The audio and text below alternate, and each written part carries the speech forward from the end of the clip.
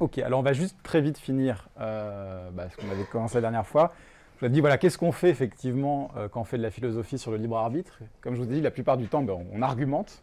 C'est un peu le principe de base de la philosophie. On propose des arguments en faveur d'une théorie ou contre une théorie, ou pour dire qu'une théorie est meilleure qu'une autre, ou pour dire qu'on ne peut pas choisir entre des théories. Enfin, en tout cas, un argument, c'est le principe. Mais tous les arguments doivent partir de prémices. C'est-à-dire, on doit prendre des points de départ, parce qu'on ne peut pas argumenter de rien. Et en général, dans le débat sur la compatibilité de la responsabilité morale et du déterminisme, sur qu'est-ce qu'il faut faire pour être moralement responsable de ses actes, ces points de départ, ces prémices morales, elles sont choisies parce qu'elles sont intuitives. Comme je vous ai dit, c'est un peu le problème, c'est qu'on ne peut pas vraiment partir d'autre chose. Il n'y a pas d'autre moyen de mesurer ce que serait la responsabilité morale.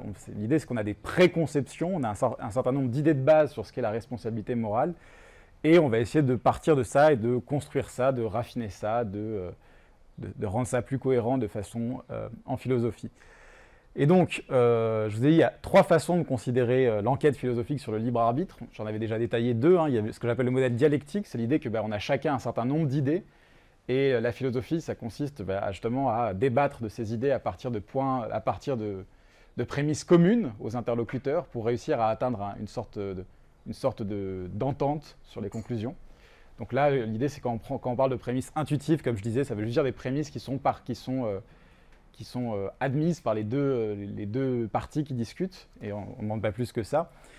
Il y a ce que j'appelais le modèle perceptuel, c'est l'idée que, en fait, on utilise des prémices qui sont intuitives, par exemple, il faut pouvoir faire autrement pour être moralement responsable, parce que le fait qu'elles soient intuitives, c'est-à-dire le fait qu'elles soient attractives par elles-mêmes, qu'elles nous semblent vraies, nous donne une raison de penser qu'elles sont vraies. Ça nous donne accès à une sorte de vérité objective au-delà de notre propre esprit, en fait. C'est l'idée que parce que c'est intuitif qu'il faut faire autrement pour pouvoir être moralement responsable, alors probablement qu'il faut pouvoir faire autrement pour être moralement responsable. Alors bien sûr, c'est défaisable, c'est évident, donc je suis absolument sûr que c'est vrai. Si j'ai des intuitions qui vont en sens contraire, ça va poser problème, par exemple. Mais c'est l'idée que là, je suis quand même en train de débattre de réalité morale, de règles. Il y a des règles morales objectives sur ce qui fait que quelqu'un est moralement responsable ou pas. Et le dernier modèle dont je n'ai pas eu le temps de parler, c'est ce qu'on appelle le modèle de l'équilibre réfléchi en philosophie. Alors qu'est-ce que c'est le modèle de l'équilibre réfléchi? C'est un modèle qui a été introduit avant tout en philosophie politique par John Rawls. Et c'est l'idée que, en philosophie, alors lui il parle dans des débats sur la justice, puisqu'il parle dans le contexte de la philosophie politique, son idée c'est que nos jugements ne nous donnent pas accès à une vérité objective, universelle, etc. Mais il révèle nos intuitions sur des cas, nos intuitions sur des principes, nous permettent de révéler la structure du sens moral ou de la conception morale qui guide en ce moment nos actions. Comme je vous ai dit, de toute façon, c'est assez clair qu'on a une conception assez implicite de ce qu'est la responsabilité morale, parce que c'est une conception qui gouverne nos réactions émotionnelles, nos actions, la façon dont on se comporte avec les gens. De la même façon, pour Rawls, il y a une conception assez intuitive de ce qu'est la justice. Alors, il y a des désaccords sur ce qu'est la justice, mais il y a des cas assez clairs pour lui, desquels il faut partir.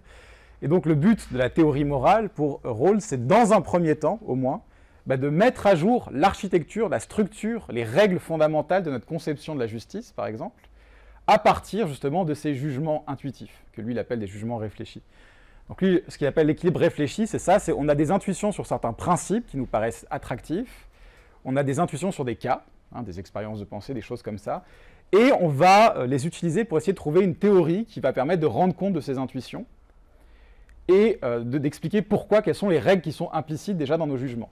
Alors bien sûr, en faisant ça, on s'apercevra peut-être que certains de nos jugements sont biaisés, donc c'est-à-dire qu'ils ne correspondent pas à nos règles en fait, que dans certains cas, on se laisse aller pour telle ou telle raison, parce qu'on est partial envers telle personne, à juger comme ça, et donc en essayant d'être cohérent, on va quand même pas tout garder, on va enlever quelques trucs, mais le but c'est d'essayer de mettre à jour un peu la structure implicite de cette conception qui dirige nos jugements moraux. Alors ça c'est quelque chose que Rawls développe dans un article qui s'appelle The Independence of Moral Theory, et c'est un article assez intéressant parce que ce qu'il dit c'est que, c'était une question qui a été posée par beaucoup d'entre vous, c'est du coup la théorie morale pour Rawls, explicitement, ça flirte avec la psychologie pour lui. C'est pas genre une critique qu'on pourrait faire à Rawls, c'est lui qui le dit tel quel, c'est d'une certaine façon, il y a une sorte de recouvrement entre le but de la théorie morale pour Rawls et ce que pourrait faire un psychologue à côté. C'est juste que, bon, les philosophes sont meilleurs à faire ça, mais ça, c'est une autre question. Mais voilà, l'idée, c'est de mettre à jour justement cette structure. Et ça, c'est la première étape, c'est-à-dire réussir à trouver une image cohérente de la structure des règles qui dirigent nos jugements moraux. Et peut-être que cette structure, elle ne va pas être la même pour tout le monde d'ailleurs. Hein. Peut-être que dans certaines sociétés, ça va être différent. Peut-être que tous les individus ne tombent pas exactement sur les mêmes structures. Et donc la deuxième étape, ça sera de confronter ces différentes structures reconstruites entre elles pour voir lesquelles sont les plus cohérentes, les plus attractives, etc., etc. Mais au moins, la première étape consiste justement à essayer de mettre à jour cette conception implicite qui est dans nos jugements. Donc là, vous voyez, l'idée, c'est que les intuitions ne font pas référence à quelque chose d'extérieur, c'est plutôt un moyen de sonder et de mieux comprendre quelles sont effectivement les règles de la justice ou de la responsabilité morale que nous utilisons sans forcément en avoir conscience. Une analogie qu'utilise Rawls, qui est assez simple, c'est Rawls qui utilise, c'est de dire, voilà, on peut juger très facilement si une phrase est linguistiquement correcte ou pas. Hein, si je vous donne une phrase de votre langage qui est un peu bizarre, vous allez dire non, ça ne marche pas. Mais par contre, il faut beaucoup d'années d'études et beaucoup de chercheurs pour savoir exactement quelles sont les règles que vous utilisez pour juger si une structure est grammaticale ou pas. Hein, on n'a toujours pas fini de trouver exactement comment ça marche, quelles règles suivent les gens pour juger si quelque chose est grammatical ou pas. Mais pour explorer ces règles, qu'est-ce qu'on fait? On donne des phrases aux gens, on leur dit hey, « là, ça vous paraît grammatical, ouais, là, ça vous paraît pas grammatical, donc la règle, ça doit plutôt être ça, etc. etc. » Ce que Rawls dit, c'est que le but de la théorie morale, au moins dans une première étape, c'est ça, c'est d'essayer de mettre à jour cette conception qui est implicite. Et ensuite, au fur et à mesure qu'on la met à jour, on va essayer de la rendre cohérente, d'abandonner certains jugements incohérents, et donc d'arriver à une bonne théorie de cette conception implicite. Donc voilà, les trois étapes, c'est étudier et mettre au clair les différentes conceptions morales qui guident nos jugements moraux, identifier certaines incohérences et les écarter pour avoir une théorie cohérente, ça c'est ce qu'il appelle l'équilibre moral strict, et une fois, étroit.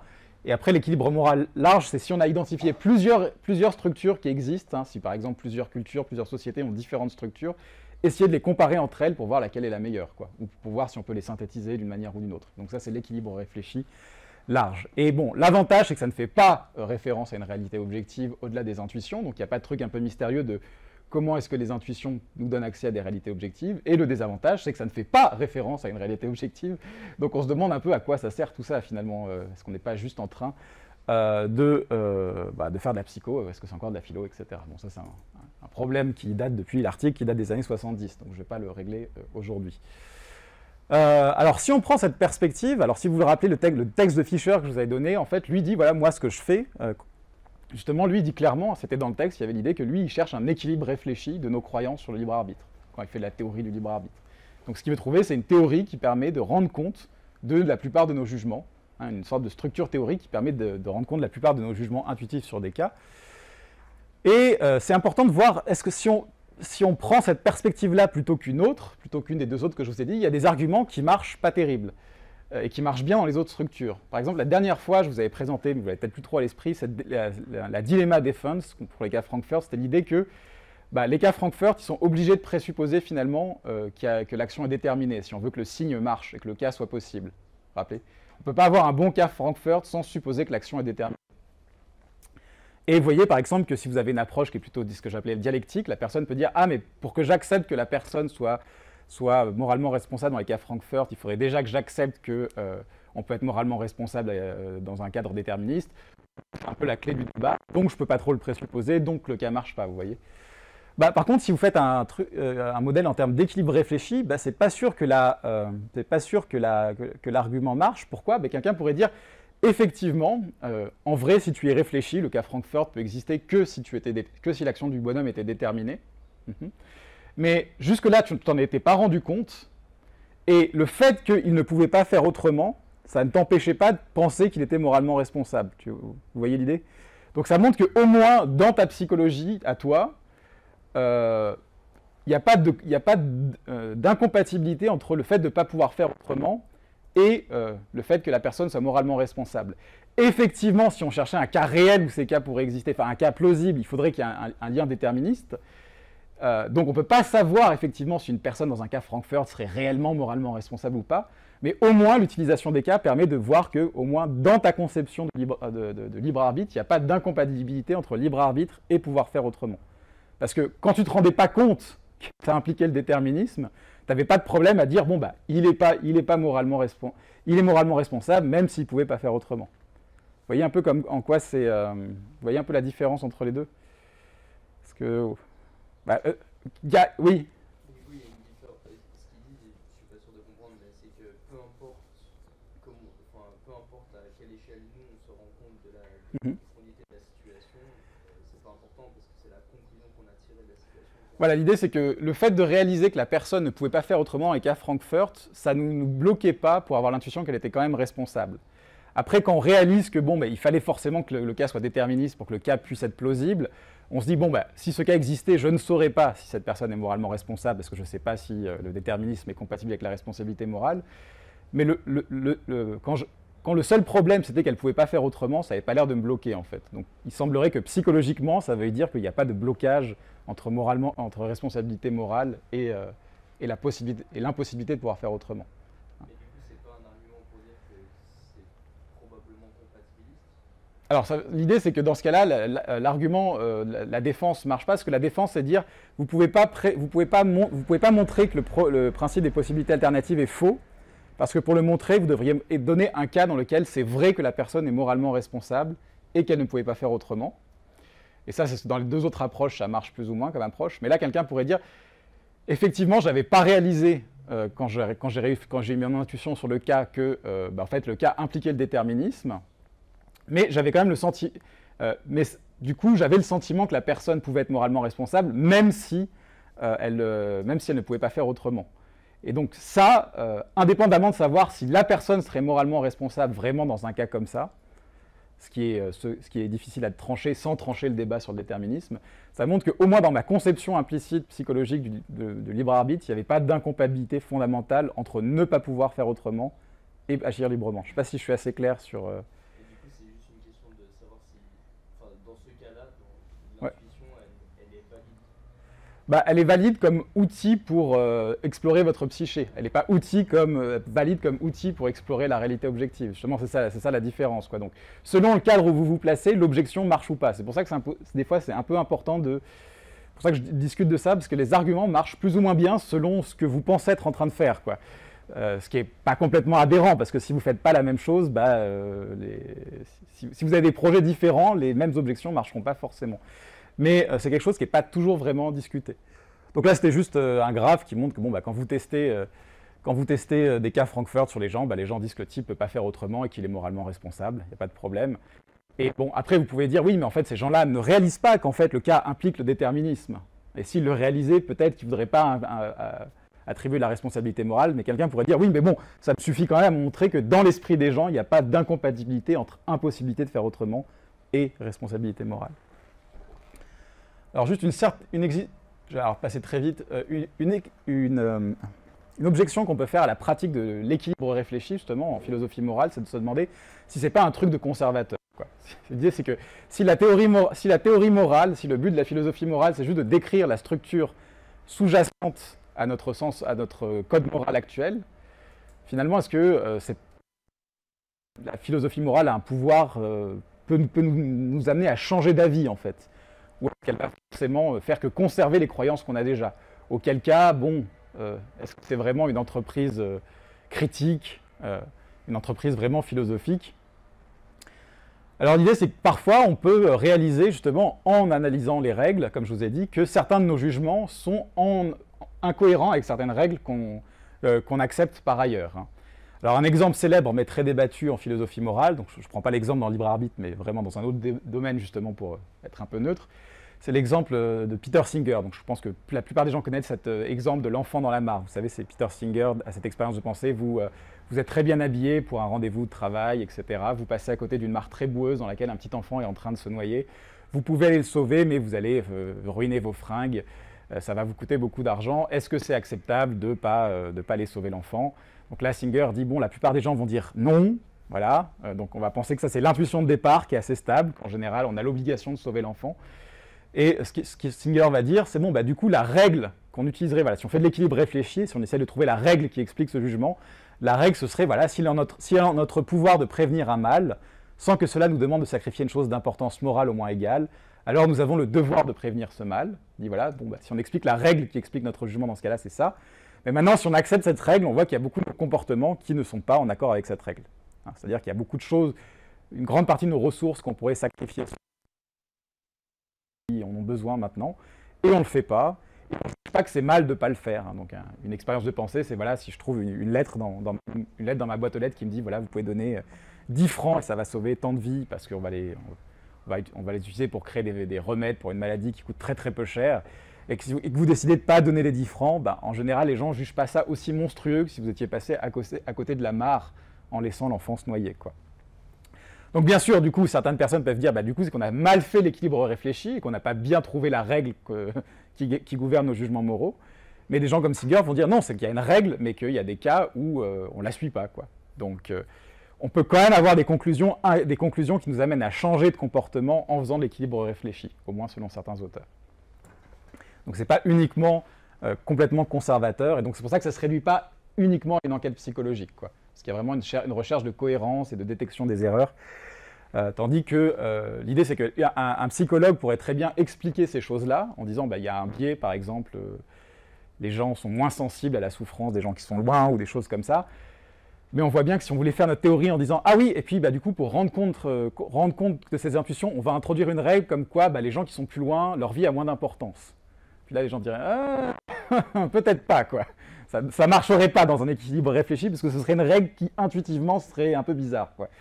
Donc c'est pour ça que ça ne recouvre pas exactement la recherche psychologique. Donc voilà, pour finir avec l'introduction, moi ce que je vais faire, c'est que je vais essayer de ne pas trop trancher entre les différentes approches. Alors je ne vais pas prendre cette dialectique parce qu'elle est vraiment bizarre, mais elle revient souvent dans le débat sur le libre arbitre, qui donne des arguments vraiment très très bizarres. J'y reviendrai. Je vais essayer de faire une sorte de compromis entre l'équilibre réfléchi et l'approche perceptuelle. C'est-à-dire l'idée que on a des intuitions, et puis on essaie de trouver les règles qui correspondent à ces intuitions. Et en général, les deux approches sont dans 95% des cas, donneront les mêmes résultats, en fait. Parce qu'en gros, ça consiste à dire « Ah, ça c'est intuitif, je vais créer une théorie qui rend compte de ces intuitions. » Et puis finalement, l'autre va dire « Ah bah non, ta théorie, elle ne marche pas parce que ça ne rend pas compte de telle intuition. » C'est juste qu'il y en a qui vont dire « Ah bah du coup, ça ne décrit pas bien la réalité objective. » Et d'autres qui vont dire « Ah bah du coup, ça ne décrit pas bien les règles qui gouvernent nos attributions de responsabilité morale. » On verra les quelques cas dans lesquels ce n'est pas équivalent. Et du coup, voilà. Donc la plupart des choses que je vais faire juste dans les séances qui viennent, c'est justement à étudier les différents arguments qui ont été proposés à partir à chaque fois d'une intuition de départ pour conclure que le libre arbitre est compatible ou incompatible avec le libre arbitre. Et on verra à chaque fois quelles sont les discussions qu'il y a autour de ces arguments. Et en fonction des arguments, on étudiera différentes théories sur la nature du libre arbitre. Alors, quand même, histoire de ne pas aller trop vite, ce serait dommage, avant de passer vraiment aux arguments, la séance d'aujourd'hui, c'était vraiment justement sur une question qui était plus psychologique. Alors pourquoi ? Parce que je pense que c'est assez important, parce que c'est vraiment le débat sur le libre arbitre, où certaines personnes arrivent vraiment avec l'intuition, que ce soit dans un cas ou dans l'autre, qu'il y a quelque chose qui ne va pas chez les autres, quoi. Je sais pas, par exemple, je sais qu'il y a des gens qui ne comprennent pas comment on peut être compatibiliste, quoi. Pour eux, c'est tellement évident que tout ça, c'est juste une sorte de rideau de fumée, quoi. Qui est une sorte on ne veut pas se confronter à la terrible réalité que la responsabilité morale est incompatible avec le déterminisme, donc forcément, ces gens-là sont de mauvaise foi et s'illusionnent. Et de la même façon, il y a des gens qui comprennent juste pas l'incompatibilisme et qui se disent « Non, mais ça, c'est les mecs, ils vivent avec des résidus de théologie chrétienne qui leur bourrent le crâne, ils n'ont pas une vision scientifique du monde, ils ne veulent pas voir la beauté d'un monde sans Dieu, enfin des trucs comme ça. Vous trouvez des trucs un peu des deux côtés.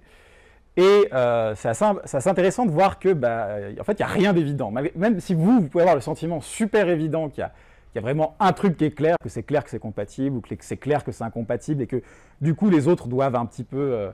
ne sont pas de très bonne foi en défendant la thèse opposée, on va voir qu'en fait, quand on regarde à peu près quels sont justement ce qui paraît évident ou pas aux gens, ce qui est intuitif aux gens, bah, ça donne un assez beau bazar en fait. Il n'y a pas de consensus énorme.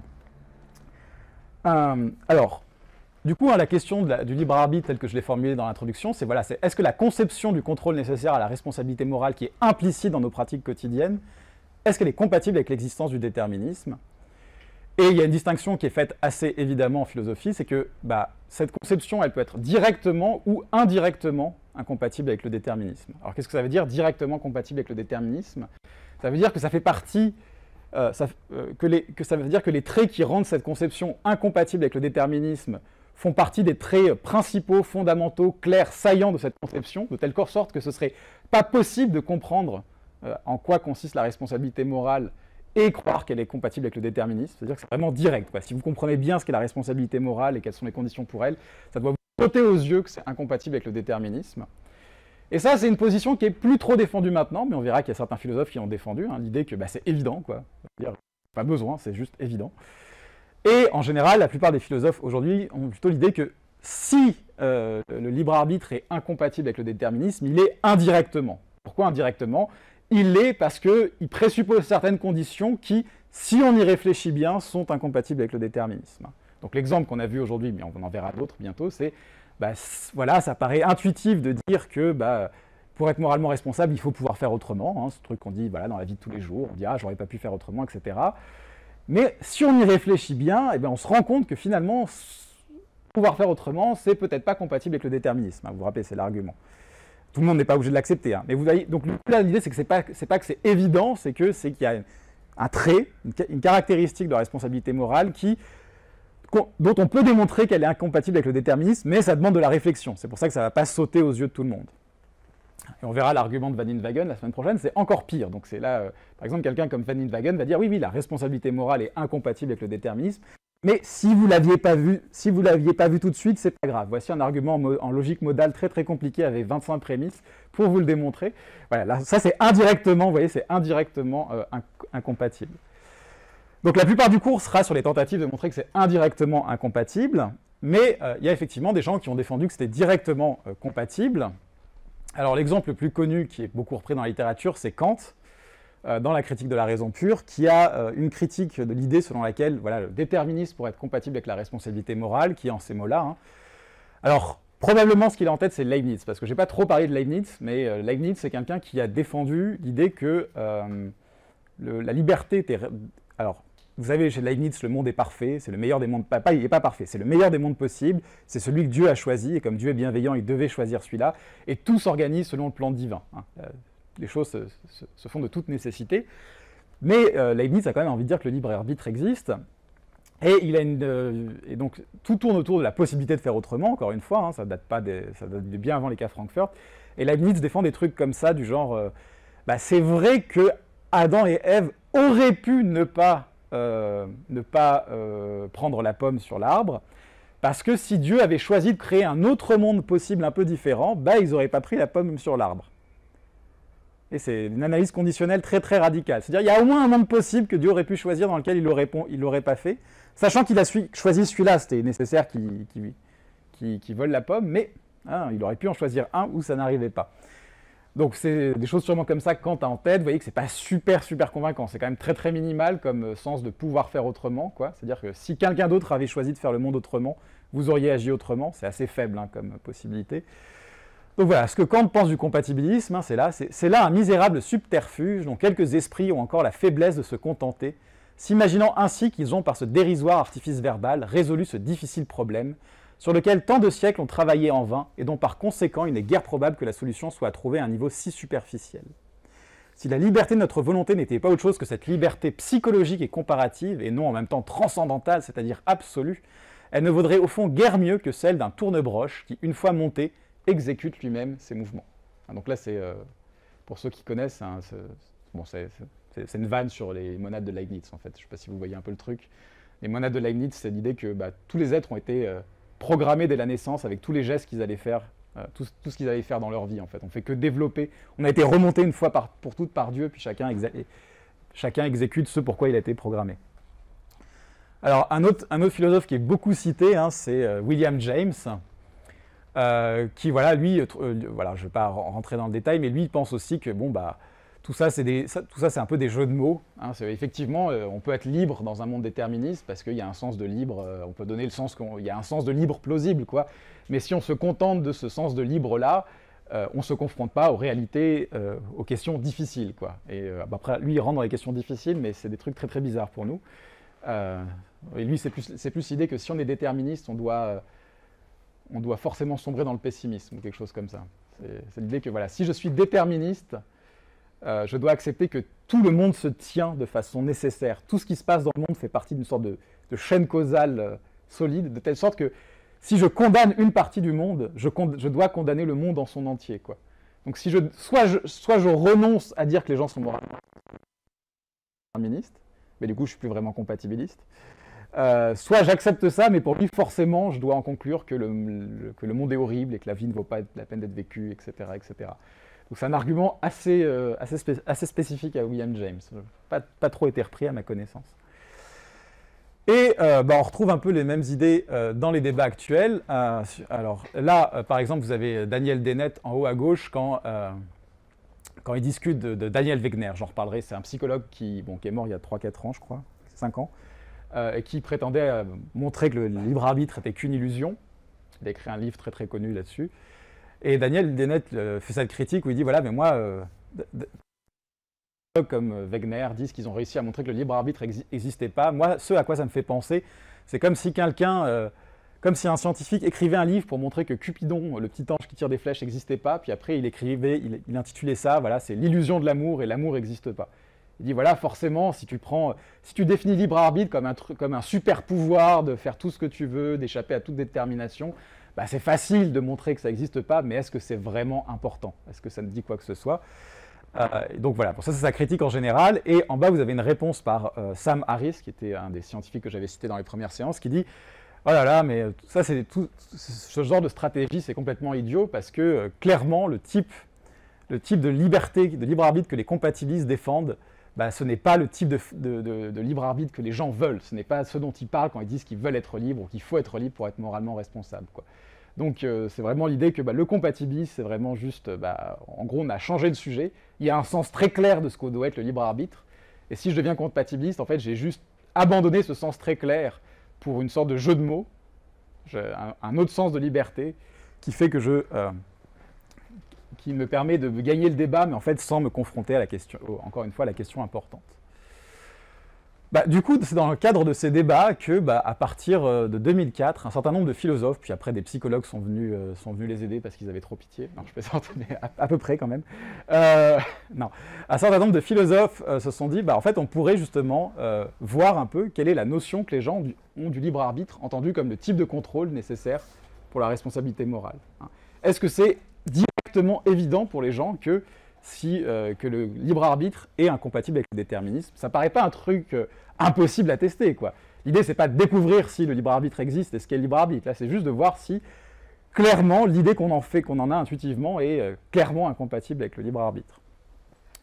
Bon alors, je ne sais pas si c'est dans celui-là ou dans un autre papier. Dans les notes, les auteurs expliquent, ils ont déjà commencé par aller voir les gens en leur demandant s'ils pensaient que le libre arbitre était incompatible avec le déterminisme, ce qui était très mignon.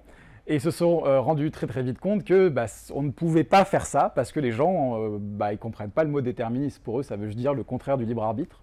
Donc par définition, le libre arbitre est incompatible avec le déterminisme, plus ou moins, hein, c'est-à-dire. Mais en même temps, et c'était clair que les gens n'entendaient pas par déterminisme le sens très très précis que les philosophes ont en tête. L'idée, c'est que là, déterminisme, on a un sens précis. On n'a pas besoin c'est pas un truc on a besoin des intuitions pour fixer le sens du mot. On sait ce dont on parle du déterminisme. Et donc, il fallait trouver une autre façon de tester ça. Et dans le papier, il y a un certain nombre de scénarios. Alors, il y a une question qu'on m'a posée. Y a-t-il une raison particulière pour laquelle les auteurs du texte ne s'attardent pas sur la question de définir ce qu'est le libre arbitre? Est-ce qu'on sait comment la notion de libre arbitre a été présentée aux gens? Ils leur demandent juste, est-ce que l'agent agit de off his own free will, de son propre libre arbitre? C'est ça la question qui est posée. Donc, effectivement, les questions sur le libre arbitre, les participants, on ne leur propose pas une définition de ce qu'est libre arbitre avant, on leur demande juste une question sur le libre arbitre. Alors comme j'ai discuté, ça passe en anglais, ça passerait sûrement moins en français. Quand on traduit ce genre de questionnaire en français, en fait on traduit par librement, et ça donne à peu près les mêmes résultats en général. Donc c'est ce qu'il a agi librement. Comme je vous ai dit, hein, par exemple, le seul fait d'avoir des dettes et d'être pressuré, d'avoir la pression des dettes pour faire une mauvaise action, ça suffisait pour beaucoup de gens à dire que la personne n'avait pas de libre arbitre. Hein. Donc c'est vraiment probablement qu'il entend une sorte d'absence de contrainte ou quelque chose comme ça. Mais bon, ce qui est intéressant, c'est que dans les études, ils ne demandent pas juste le libre arbitre, ils posent aussi des questions sur la responsabilité morale, ce qui fait qu'on échappe un peu au problème du libre arbitre. Donc oui, dans ce cas-là, ils ont laissé un peu, pour les questions sur libre arbitre, c'est laissé à l'intuition linguistique, on va dire, de chaque personne. Donc il y avait 3 scénarios dans le texte que je vous avais proposé, que je vais détailler, parce qu'ils sont plus ou moins repris ensuite dans la littérature massivement. Le premier, c'est le cas du superordinateur. Alors, est-ce que vous avez tous lu le texte, ou est-ce qu'il y a des gens pour lesquels il faut que je reprenne un petit peu, détaille un petit peu les cas? Oui, j'ai lu le vôtre. Bon, alors, on va dire que c'est excusable, si c'est pour la bonne cause. Non, oui, du coup, alors je vais reprendre un peu. Donc, le cas de superordinateur, c'est l'idée selon laquelle il demande aux gens d'imaginer un monde dans lequel on a réussi à construire un ordinateur qui est tellement puissant qu'il arrive à calculer l'état actuel du monde. Et comme il a en mémoire aussi toutes les lois de la nature, à partir de là, il arrive à prévoir ce qui va se passer. Donc l'idée, c'est pas seulement que l'ordinateur voit le futur comme un médium, c'est qu'en fait, il le fait à partir d'un calcul sur le présent. Donc ça implique une sorte de lien déterministe entre le présent et le futur. Et donc voilà, on dit que l'ordinateur prédit, avant même la naissance du type, que tel type va cambrioler telle banque, tel jour, à telle heure, en fait. Donc là, il y a la petite frise qui était donnée aux participants. Voilà, l'ordinateur fait la prédiction en 2150, le type naît en 2170 et il cambriole la banque en 2195. Voilà, donc on est vraiment dans un cas où... et là, alors du coup on demande, voilà, imaginez un monde dans lequel ça c'est possible, est-ce que dans le monde comme ça, on pourrait dire que l'agent, qui s'appelle Jérémy dans ce cas-là, dévalise la banque de son propre libre arbitre? Et aussi, il y avait la question, est-ce qu'il est moralement, est-ce qu'il mérite d'être blâmé pour avoir justement pillé la banque, cambriolé la banque? Alors, il y a plusieurs versions du scénario. Là, je vous ai parlé de la version négative. Il y a aussi une version positive où je crois qu'il sauve quelqu'un, un enfant, je crois. Et il y a une version neutre dans laquelle il va faire du jogging. Donc, dans la version neutre, on ne pose pas la question sur la responsabilité morale parce que ça n'a pas vraiment de sens de parler de responsabilité morale pour des actes neutres. Voilà, si je vous demande est-ce qu'il est moralement responsable du fait d'être allé faire du jogging, la première chose que vous concluez cette question, c'est sûrement qu'il y avait quelque chose de mauvais dans le fait d'aller faire du jogging, peut-être que c'est un pays dans lequel c'est interdit ou quelque chose comme ça. Mais en tout cas, clairement, ça serait bizarre de poser la question si ce n'était pas quelque chose de mal ou de bien, quoi. Et bon, les résultats, vous les voyez sur le graphe, la plupart des gens, entre 70 et 80%, disent, bon, oui, il agit de son propre libre arbitre, et encore plus disent, voilà, il est moralement responsable de ce qu'il a fait, etc. Donc ça, c'est le premier cas, hein, il y en a 3. Le deuxième, qui est un peu moins utilisé parce qu'il y a pas mal de problèmes avec, c'est un cas où 2 jumeaux qui sont génétiquement identiques sont abandonnés à la naissance et accueillis par des familles différentes. Il y a la famille des gentils et la famille des méchants, on peut le dire comme ça, hein, c'est à peu près ça. Voilà, donc celui qui est élevé par la famille des gentils, il devient gentil. Celui qui est élevé par la famille des méchants, il devient méchant. Jusque-là, c'est assez clair. Et le texte précise bien que si ça avait été le contraire, les résultats auraient été différents. Donc l'idée, c'est que tout est dû uniquement à leur environnement, à l'environnement dans lequel ils ont été élevés. Et il aurait suffi de les changer d'environnement pour que leur comportement s'échange. Et un jour, voilà, chacun de leur côté découvre un portefeuille dans lequel il y a beaucoup d'argent qui reste. Et celui qui a été élevé par la famille des gentils le rend à son propriétaire. Celui qui a été élevé par la famille des méchants le garde pour lui-même quand même. Et on explique bien que si leur position a été inversée, du coup leur comportement aurait été inversé. Il aurait suffi qu'ils aient des éducations différentes. Et on demande, voilà, est-ce qu'ils ont agi librement et est-ce qu'ils sont moralement responsables de leurs actes? Et là, la plupart des gens disent oui, ils ont agi librement, ils sont moralement responsables, etc. Ah oui, est-ce qu'ils auraient pu faire autrement aussi? Mais ça, je ne vais pas rentrer là-dedans pour cette séance. La plupart des gens disent oui, ils auraient pu faire autrement, ce qui pose des problèmes. Parce que si vous êtes compatibiliste, oui, il n'y a pas de problème, il est déterminé, il aurait pu faire autrement, mais vous pouvez aussi interpréter ça comme, du coup, est-ce qu'ils ont compris le scénario? On va y revenir. Et enfin, le troisième cas qui est un cas un peu genre stoïcien, on va dire, c'est que il faut imaginer un univers qui se répète sans arrêt. C'est-à-dire, l'univers naît, il se passe des trucs, il est détruit, il renaît exactement pareil, il est rebooté avec les mêmes conditions initiales, et tout se repasse de la même façon, et ainsi de suite, infiniment. Et dans cet univers vit une personne qui, à un moment, décide de voler un collier, et donc à chaque itération de l'univers, elle décide de voler le collier, quoi. Vous voyez, donc l'idée, c'est que il y a à chaque fois les mêmes causes, et ça a les mêmes effets. Et ça, c'est le scénario qui est ici. Dans ce cas-là, 66% des gens disent bon, la personne agit librement, et 77% ont dit qu'elle était moralement responsable. Donc vous voyez, il y a la conclusion du papier en général, c'est pas si évident que les gens voient un grand clash entre la responsabilité morale et le déterminisme, une fois qu'on leur a pas dit déterminisme et qu'on a pris le temps d'essayer de décrire un scénario déterministe. Alors, il y a juste une question qui m'a été posée qui était, en général, vous voyez que la responsabilité morale est un peu plus élevée que le libre arbitre pour les scénarios 1, pour l'ordinateur et les jumeaux. Et on a, pour le scénario 1 et pour le 2, et pour le 3, c'est le contraire. Il y a quelqu'un qui a l'œil qui m'a demandé pourquoi c'était le cas. La vérité, c'est qu'en fait, la responsabilité morale n'est pas mesurée toujours de la même façon. Pour le scénario sur le collier dans le monde qui se répète, on demande aux gens est-ce que ce serait juste de la considérer comme moralement responsable de son acte, okay.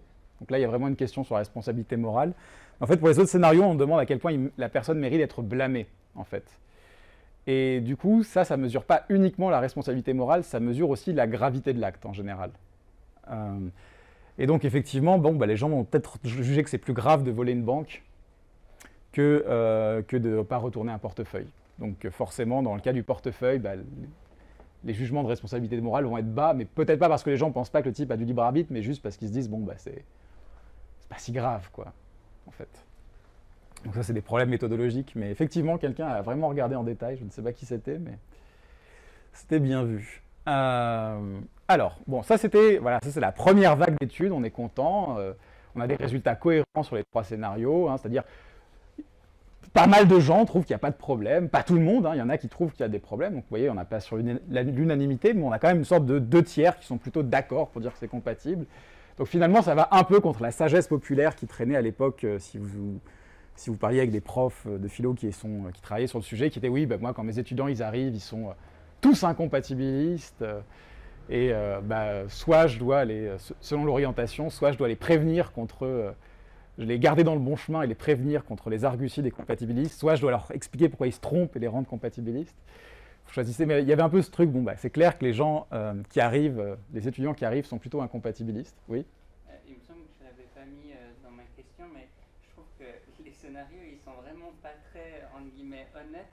On ne fait pas du tout sentir la tension, le conflit, en particulier dans le premier et le troisième, parce qu'on pourrait imaginer qu'on ait un libre arbitre, même au sens fort du terme, et qu'avec une boule de cristal, on puisse prédire l'avenir, ou que le monde tel qu'il s'est passé en ayant un libre arbitre se répète. Vous voyez ce que je veux dire? Le premier, je vois très bien. Après, l'idée que le monde se répéterait à l'identique des centaines de fois, c'est quand même un sacré coup de bol, on va dire. Alors, c'est théoriquement possible, mais disons que ça paraît pas l'interprétation la plus naturelle, je dirais. Parce que, vraiment, le premier, on a l'impression qu'ils essayent vraiment de présenter la manière, les choses de la manière de faire le moins sentir possible le conflit, la tension, de vraiment pas dire clairement le problème qu'il y a. L'idée, c'est que le problème, c'est que vous suggérez qu'il y a un problème. Et donc là, la question est intuitive. C'est un peu le problème, quoi.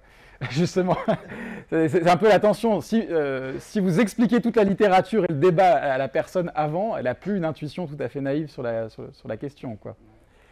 Après, on va y revenir. Il y a plein de problèmes avec les scénarios, mais je vais y venir, en fait, ensuite. Mais ça, c'est un peu compliqué de se dire, voilà, si on explique tout le truc à la personne, est-ce que finalement on est en train de mesurer ce qui est directement intuitif ou pas? Parce que là, on est peut-être en train de mesurer des choses qui sont plus indirectes. Oui. Juste par curiosité, est-ce qu'on va essayer de faire passer le même test uniquement à des philosophes spécialistes? Comme eux, ils connaissent vraiment le sujet, est-ce qu'ils ont des réponses sensiblement différentes? Alors, pour les philosophes spécialistes, alors déjà, je ne sais pas si vous connaissez ce truc qui s'appelle Phil Papers, c'est un site qui recense tous les papiers de philosophie, et un certain nombre d'années, Papers Survey, c'est-à-dire qu'ils avaient interrogé beaucoup de philosophes qui étaient abonnés à leur site, où les philosophes devaient noter quelles sont leurs positions sur différentes questions philosophiques. Et du coup, on trouve pour regarder un peu les corrélations, les répartitions. Par exemple, vous trouvez que les gens qui sont dualistes sont aussi plus théistes plutôt que athées, ce qui fait sens. Hein. Et de toute façon, il faut savoir, pour la question du libre arbitre, la majorité est compatibiliste, clairement, chez les philosophes, sur la question, quoi. Après, il y a des études qui ont fait des scénarios un peu pareils chez les philosophes, et je crois que ça donne des résultats assez semblables, pas fondamentalement différents. Mais bon, l'idée justement là, c'est d'éviter d'avoir des gens qui ont des enjeux, qui ont déjà des idées sur la question. Mais oui, si vous regardez alors Phil Papers, c'est surtout les philosophes anglo-saxons, hein, plutôt analytiques, etc. Mais là, c'est clair que le compatibilisme chez eux, c'est l'option la plus choisie. C'est pas forcément pour des bonnes raisons. Je crois que si vous regardez ceux qui sont spécialisés dans le libre arbitre, parce qu'après vous pouvez zoomer sur la spécialité des gens, c'est plus partagé là. Vous avez plus, faudrait que je vérifie, mais je crois que c'est un peu plus moitié compatibiliste, moitié incompatibiliste. Ce qui n'est pas très étonnant parce que en général, si vous êtes compatibiliste, des fois ça veut dire que pour vous c'est pas vraiment un problème, donc vous n'allez peut-être pas y consacrer votre vie, quoi. Enfin, je sais pas si vous voyez, c'est le même questionnaire, c'est si vous regardez ce que pensent de l'existence de Dieu les gens qui sont spécialistes de philosophie de la religion, ils sont massivement pour l'existence de Dieu, quoi. Ce qui paraît aussi tout à fait logique, parce que si vous pensez que Dieu n'existe pas, c'est vrai que la philosophie de la religion, c'est un petit peu moins attractif, quoi. Enfin, c'est plus dur d'y consacrer toute sa carrière, oui. Est-ce qu'on a une idée de quelle idée est survenue en premier? L'idée de la responsabilité morale et l'idée de déterminisme? L'idée de la responsabilité morale date clairement avant. Hein. On trouve des discussions de la responsabilité morale chez Platon, chez Aristote, chez des choses comme ça. Les discussions du déterminisme, elles apparaissent beaucoup plus tardivement chez des gens comme les épicuriens ou les stoïciens. Je mentionne cela parce que l'intuition non philosophique, c'est-à-dire de la plupart des gens, est de se sentir libre. Mm-hmm. Et que si l'idée de déterminisme est survenue après, ça veut dire que l'idée de la responsabilité morale a été née d'un esprit qui n'a pas su se mettre en recul. Mm-hmm. Et que du coup, en effet... Alors on peut en déduire ça, mais il faut déjà avoir prouvé que c'était pertinent, le déterminisme pour la responsabilité morale. Parce que selon ce raisonnement, je pourrais dire que l'idée de responsabilité morale, elle est venue très très longtemps avant celui de blockchain. Voilà. Et ça ne veut pas dire que l'idée de responsabilité morale, elle a été manqué de recul sur la blockchain. Je sais, l'argument est complètement idiot, mais c'est parce que dans ce cas-là, on voit qu'il n'y a clairement pas de lien entre ce dont je parle et la responsabilité morale. Mais du coup, on présuppose qu'il y a un lien entre les deux. En fait, il y a un lien implicite parce que l'idée de la responsabilité morale dépend de l'acceptation du libre arbitre, du coup de la négation du déterminisme. Eh ben non, peut-être pas. Pourquoi?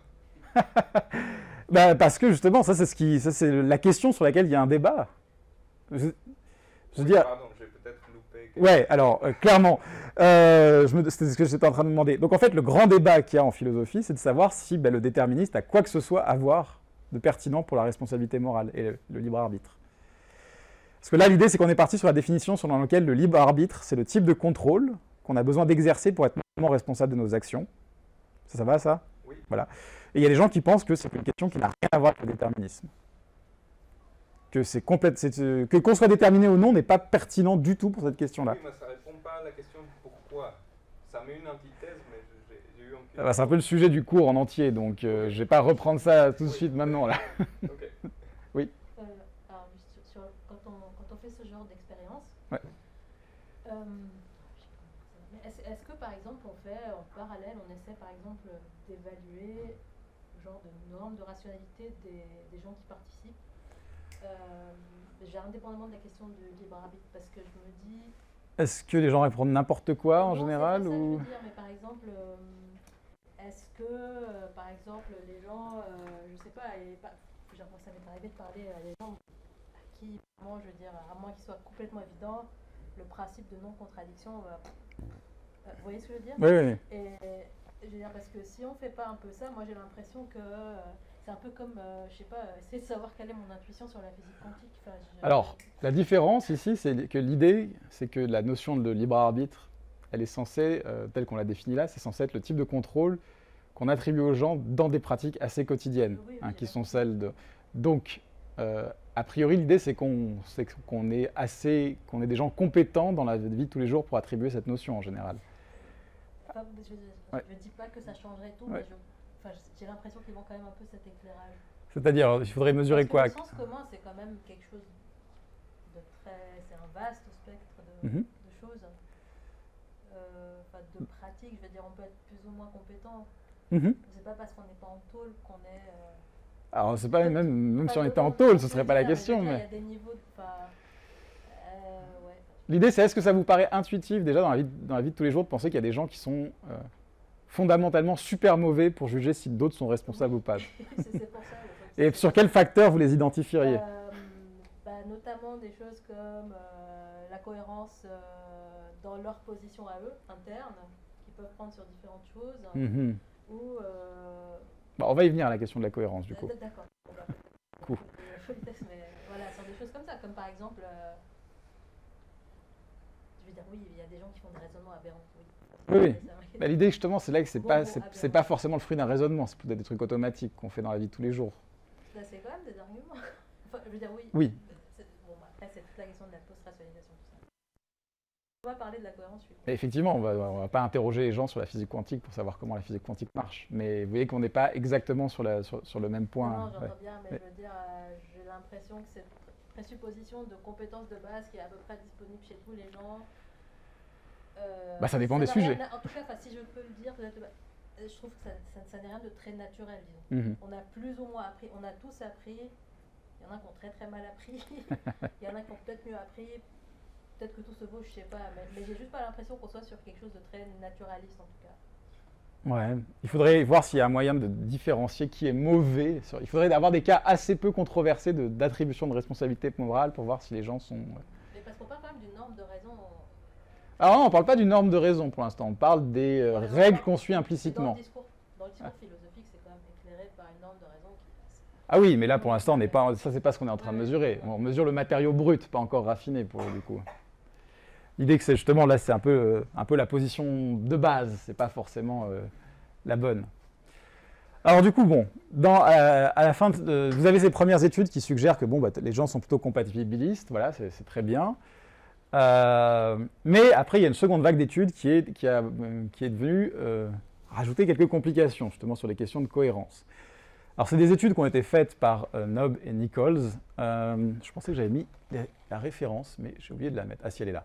C'est celle-là. Et c'est un cas où ils essaient de décrire un univers déterministe de façon qui satisfera peut-être plus certaines personnes. Et voilà, imaginez un univers, on va l'appeler l'univers A, dans lequel tout ce qui se produit est complètement causé par ce qui s'est passé avant. Cela est vrai depuis le tout début de cet univers, de telle sorte que ce qui arrivait au début de l'univers a causé tout ce qui s'est produit ensuite, et ainsi de suite jusqu'au moment présent. Par exemple, un jour, John a décidé de prendre des frites à la cantine, et comme tout le reste, cette décision était complètement causée par tout ce qui s'était produit avant. Ainsi, si tout dans cet univers était le même jusqu'au moment où John fait sa décision, alors il était nécessaire que John prenne la décision de manger des frites. Ils disent, voilà, après vous imaginez un univers B qui est presque pareil, sauf qu'il y a une exception, c'est les décisions humaines. Par exemple, un jour, Marie a décidé d'avoir des frites à la cantine, mais puisque les décisions des personnes dans cet univers ne sont pas complètement causées par ce qui s'est produit avant, eh bien, même si tout avait été identique dans cet univers jusqu'au moment où Marie prend sa décision, bah, elle n'était pas obligée de prendre des frites, elle aurait pu prendre quelque chose de différent. Voilà, donc ça c'est la définition en termes d'opposition d'univers, univers A, univers B.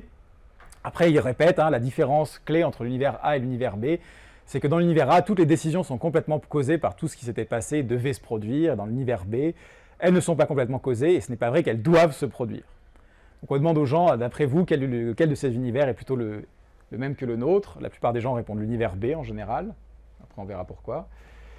Là, on peut poser une question, et il y a deux cas, en fait. Selon les participants, il y a deux cas. Il y a ce qu'ils appellent la condition concrète. On leur dit, bon, ben voilà, maintenant, vous imaginez que dans l'univers A, un homme nommé Bill tombé amoureux de sa secrétaire et qui décide que la seule façon de pouvoir vivre avec elle, c'est de tuer sa femme et ses 3 enfants, allons-y. Alors bon, il piège sa maison avec une machine qui fait que il part en coloc et pendant qu'il est en conférence, en voyage, la maison prend feu, tout le monde brûle et puis voilà. Et là, on demande aux gens, est-ce que vous pensez que, étant donné qu'il vit dans l'univers A, celui où tout est complètement causé, etc., est-ce qu'il est pleinement moralement responsable du fait d'avoir tué sa femme et ses enfants? Dans ce cas-là, dans l'étude de base, 72% des gens ont répondu oui, il est moralement responsable. Même si c'est dans l'univers A, vous voyez. Et il y a d'autres participants qui ont eu la condition abstraite, qui est celle où on leur demande juste, voilà, dans l'univers A, tel qu'on vous l'a décrit, est-ce que vous pensez qu'il est possible pour une personne d'être moralement responsable de ses actions? Et là, il y a 14% des gens qui répondent oui. Et donc là, apparemment, ce serait peut-être des réponses un peu incohérentes. Enfin, je ne sais pas si vous voyez un peu le problème entre les deux. Alors, comment est-ce qu'on explique cette incohérence? Nichols et Nob, qui ont écrit cet article, ils ont cette idée qu'en fait, les gens sont incompatibilistes, leur conception de la liberté est incompatibiliste. Quand ils l'appliquent correctement, ils sont incompatibilistes, comme dans le cas abstrait. Mais si vous leur mettez des cas un petit peu trop émotionnels, leurs émotions prennent le dessus et les amènent à vouloir punir la personne. Et donc les gens vont dire, vont donner des réponses compatibilistes. Ça, c'est le modèle. Ça, c'est l'explication qu'ils proposent. Alors, est-ce que c'est la bonne explication? Pour tester cette explication, ils ont cette expérience où ils disent, en fait, ce qu'on peut faire, c'est qu'on va comparer 2 cas concrets, plutôt qu'un cas abstrait et un cas concret. Mais un qui est très émotionnel et l'autre qui est peu émotionnel. Donc très émotionnel, vous avez une affaire de viol, et peu émotionnel, vous avez quelqu'un qui triche sur ses impôts. Alors, je ne sais pas, peut-être qu'en Suisse, c'est super émotionnel. Mais en tout cas, aux États-Unis, ça ne l'est pas. Et voilà. Et donc, qu'est-ce qui se passe? On demande, est-ce que la personne qui a fait cette chose-là, elle est moralement responsable? Et si vous dites que la personne est dans un univers déterministe, la plupart des gens disent oui pour le cas affectivement fort et plutôt non pour le cas affectivement faible. Donc ça a l'air de bien correspondre au modèle. C'est assez joli. Voilà. Vous voyez tous à peu près comment fonctionne la théorie? Bon. Alors maintenant, les raisons pour lesquelles la théorie ne fonctionne pas. La première, c'est qu'en fait, le résultat, celui-là, en fait, il ne se reproduit pas, en fait. C'est-à-dire, là, c'était très beau. Donc, quand on prend 2 cas concrets, un qui est très affectif et un qui n'est pas affectif du tout, on a une différence. Mais en fait, quand on essaie de voir quand on essaie de mettre ensemble toutes les études de pauvres gens qui ont essayé de reproduire cet effet, on ne trouve quasiment aucune différence. Ou alors une différence de 1% entre le cas du viol et le cas de la personne qui triche sur ses impôts, quoi. Donc vous voyez que ça n'a pas l'air d'avoir grand-chose. Alors, et même si on vérifie, les gens disent que le premier cas est beaucoup plus émotionnellement fort que le second. Il n'y a pas de problème sur la question. C'est pas que les gens ont des réactions émotionnelles un peu étranges. Donc en fait, voilà, ça c'est juste un papier dans lequel on a essayé de mettre ensemble toutes les données, puis on a un effet tout petit. Alors que la différence entre le cas abstrait et le cas concret, ça a été fait plein de fois, ça a été fait dans différents pays, ça a été fait dans différentes cultures. À chaque fois, on retrouve le truc massif. Les gens sont plutôt compatibilistes quand on leur donne un cas concret, plutôt incompatibilistes quand on leur donne un cas abstrait. Donc ça ne peut pas être expliqué par cette différence affective, parce que la différence affective est minuscule si elle existe. Un autre argument, voilà, je cite mes propres papiers, je suis en plein ego trip. Un autre argument qu'on peut donner contre ce modèle, c'est tout simplement qu'on allait donner des cas, justement, des cas comme le cas de l'ordinateur ou le cas de l'univers A, etc., à des gens qui, suite à des lésions cérébrales, ont des réactions émotionnelles très très faibles, en fait. Et ces gens-là donnent des réponses très compatibilistes au cas concret, en fait. Il n'y a aucun problème. Alors même qu'ils n'ont pas franchement de réponse émotionnelle à la souffrance des gens, quoi. Donc a priori, ce qui explique la différence entre les deux, c'est pas ça. Alors du coup, comment est-ce qu'on peut expliquer les différences entre les cas concrets et les cas abstraits, C'est un peu la question qu'on s'est posée dans la littérature à un moment. On peut trouver une piste pour répondre à cette question dans une autre différence assez intéressante, c'est celle entre les déterminismes psychologiques et celle entre déterminisme neuroscientifique. Alors ça, c'est une autre expérience qui est assez intéressante, dans laquelle on demande aux gens d'imaginer, alors à gauche, vous avez le cas psychologique, d'imaginer un univers qui est très proche du nôtre, qui ressemble au nôtre, mais sur cette planète qui s'appelle Erta, mais pas Earth, donc voilà.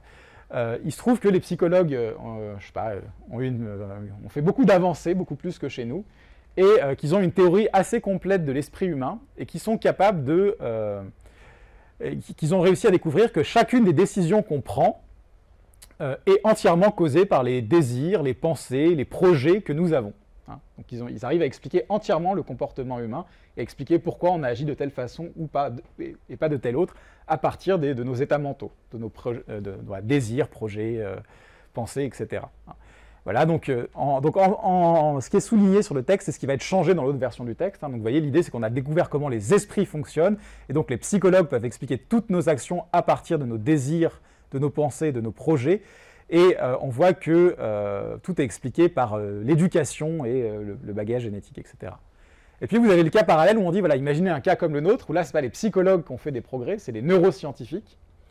Et donc les neuroscientifiques ont une théorie exacte de comment fonctionnent les cerveaux et pas les esprits. Et ils ont fait ça de telle manière qu'ils peuvent expliquer chacune de nos actions en termes de réactions chimiques et de processus neurologiques qui se produisent dans le cerveau. Hein. De telle sorte qu'ils peuvent tout expliquer chacune de nos actions à partir de des processus neuronaux, de l'environnement génétique et de l'environnement physique dans lequel nous baignons, etc. Vous voyez la différence du coup entre les deux. Donc l'idée c'est que les deux scénarios sont déterministes, hein. Je pense que tout le monde est à peu près OK avec ça. Mais il y en a un où on insiste sur le côté plutôt psychologique et l'autre sur le côté neuroscientifique. Et donc là vous avez les résultats on demande aux gens si ils ont agi de leur own free will, encore une fois, et à quel point ils méritent d'être blâmés ou du crédit pour leurs actions. Et en gris, vous avez pour le pourcentage de personnes qui répondent oui pour le scénario neuroscientifique, et en noir, vous avez pour le scénario psychologique. Donc là, vous voyez que vous avez à peu près le même genre de paradoxe où le déterminisme psychologique, finalement, ça ne fait pas si peur. Alors si c'est un déterminisme formulé en termes neuroscientifiques, en termes de cerveau, de processus neurologiques, alors là, quasiment tout le monde est OK. Si ça c'est vrai, on n'est pas libre. On n'est pas moralement responsable de nos actes. Et ça, c'est assez intéressant. Hein. Ça veut dire que, du coup, ça dépend du type de déterminisme, finalement. Il n'y a pas de réponse sur est-ce que les gens pensent que le déterminisme est compatible avec la responsabilité morale ou pas. Ça a l'air d'être différent selon le type. Oui ? Mais on est d'accord que le déterminisme psychologique, c'est une conséquence du déterminisme neuronal, qu'il ne pourrait pas y avoir un déterminisme psychologique sans déterminisme neuronal. Moi, je suis d'accord, mais il y a des gens qui ne seraient pas d'accord. Okay. Ceux qui pensent qu'il y a une partie de l'esprit qui a sa vie propre et qui ne survient pas nécessairement sur des états mentaux. Je veux dire, ce n'est pas une position qui n'existe pas. Je vois très bien d'où vient votre question. Effectivement, pour moi, l'esprit survient sur la matière. Donc, s'il y a un déterminisme psychologique, il y a un déterminisme neuronal. Mais, vous pouvez penser que pour les gens, ça ne veut pas dire la même chose. Oui. Du coup, alors justement, la question, c'est comment est-ce qu'on explique ça ? Oui. Est-ce que le déterminisme psychologique ne soit pas un déterminisme, on pourrait dire, de second degré, c'est-à-dire qu'il est basé sur nos pensées, sur nos désirs, sur nos années, et que ceux-là sont libres? Alors, c'est précisé dans le scénario qu'on pouvait savoir et qu'on pouvait expliquer d'où venaient les pensées, etc. etc. Donc, dans ce scénario-là. Mais donc que le déterminisme n'est pas aussi cohérent, aussi consistant que le déterminisme scientifique, puisque le déterminisme psychologique est fondé par nous-mêmes, en fait, par nos désirs, nos affects, qui eux ne sont peut-être pas déterministes. On n'en sait rien. Alors, il y a une partie avec laquelle je suis d'accord, qui va être importante, mais là, dans ce scénario-là, c'était précisé que l'origine des affects et des pensées était elle-même déterministe. Voilà. Mais effectivement, probablement, et c'est l'hypothèse, que ce qui fait la différence entre les deux, c'est que dans le déterminisme psychologique, c'est bien spécifié que, même si c'est déterministe, mes états mentaux, c'est-à-dire moi, en fait, mes états mentaux, mes désirs, mes valeurs, jouent un rôle, en fait. Et il se pourrait, donc ça c'est l'hypothèse, on va y venir ensuite, que les gens lisent le déterminisme neuroscientifique comme voulant dire, si c'est mon cerveau qui cause des actions, ça veut dire que moi, je ne cause pas les actions, vous voyez ? C'est que moi, mes désirs, mes pensées, mes décisions, elles ne jouent aucun rôle. Vous voyez un peu la différence ? Alors bien sûr, vous allez dire, oui, mais ça c'est parce que les gens, ils sont dualistes, et donc ils sont bêtes, ou quelque chose comme ça. Mais vous voyez, donc l'idée des gens qui ont fait cette étude, c'est d'interpréter la différence entre... Oui ? Non, mais c'est juste une question. Un argument contre l'aspect psychologique, ça serait pas les réponses réflexes, par exemple? Par exemple, si je frappe le genou, ma jambe lève, ça serait une action, alors que j'ai aucun état mental, désir ou valeur. Ouais, alors c'est pour ça qu'il parlait de décision. dans le scénario. Effectivement, il y a plein d'actions qui sont pas... Alors, les philosophes pourraient être chiants et dire, en fait, du coup, c'est pas des actions, c'est des gestes, mais c'est pas des vraies actions, puisque c'est pas moi qui les cause. Mais là, c'était prévu que c'était des décisions qui étaient déterminées. Oui. Oui, juste. Alors, est-ce que... je ne sais pas ce que vous en pensez. Est-ce que c'est un biais parce que la différence s'explique parce que les neurones, c'est quelque chose de matériel. Est-ce qu'on essaie avec d'autres trucs? J'essaie de comprendre comment ça marche. C'est pas moi. Oui. Alors, mais vous savez si, par exemple, il y a des... Est-ce que c'est la matérialité du déterminisme, le côté genre un peu intuitivement qui fait que... Alors, je peux rien dire avec certitude, mais effectivement, l'idée, c'est plus la chose suivante. C'est que, en psychologie, on sait que les processus psychologiques qu'on utilise pour raisonner sur les objets matériels ne sont pas les mêmes qu'on utilise pour raisonner sur les esprits, en fait. On a la théorie de l'esprit, qui est une faculté qui permet de se représenter les états mentaux des autres, de faire des prédictions sur leurs actions, etc.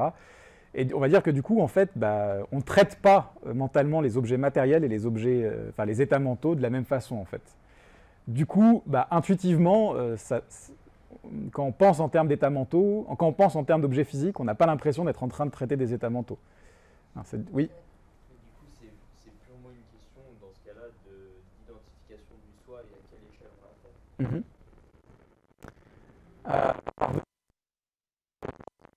Notre séance après, parce que en fait, vient le problème vient en fait justement de ce que tu définis comme le soi. On va y revenir, mais par exemple, si on pourrait dire que être libre, c'est agir selon ses désirs, mais il y a clairement des désirs dans lesquels qu'on n'identifie pas comme étant les siens, quoi. Si vraiment je ressens des démangeaisons énormes qui m'obligent à me gratter en public alors que j'aurais pas envie de le faire, je vais pas dire que je suis libre, quoi. J'ai plus l'impression d'être forcé parce que c'est pas un désir qui vient de moi, ça plutôt quelque chose d'extérieur. Donc oui, je vais y revenir après, mais le fait d'identifier ce qui est soi et ce qui n'est pas soi dans les jugements sur le libre arbitre, c'est assez important en fait. Et du coup, est-ce que implicitement on peut dire que la vision neuroscientifique, ou en tout cas la base neuroscientifique, on peut au moins tirer dans ce papier qu'elle est perçue comme quelque chose de Ouais, alors pas dans ce papier, mais on va venir aux autres. La théorie justement, c'est que du coup les gens ont l'impression d'être court-circuités, que c'est pas eux qui agissent dans ces cas-là. Quand on leur parle de déterminisme neuronal, on a l'impression. L'idée c'est que la plupart en tirent la conséquence que si c'est mon cerveau ou des trucs, des événements physiques dans mon cerveau qui font les actions, c'est pas moi qui les fais, parce que moi je ne suis pas des. Parce que moi j'avais pas compris ça, comme ça, j'avais compris ça comme nous, c'est nous le court-circuitage. Ah non, Dans le sens où il y a le niveau neuroscientifique où c'est le cerveau qui s'en occupe, et le niveau esprit c'est de pouvoir justement court-circuiter et passer par lui, quoi. Alors du coup, la théorie donc, du bypassing, la théorie du court-circuitage qui est proposée par ces auteurs, c'est l'idée que pourquoi est-ce que les gens jugent qu'on n'est pas libre dans le déterminisme neuronal? Parce qu'ils jugent qu'en fait, la chaîne qui amène à l'action court-circuite l'agent. Elle passe par son cerveau. Il y a les objets extérieurs qui agissent sur moi, ça passe dans mon cerveau, et puis le cerveau prend la décision, et puis moi je suis là, je suis un esprit qui plane dessus, puis je peux rien faire.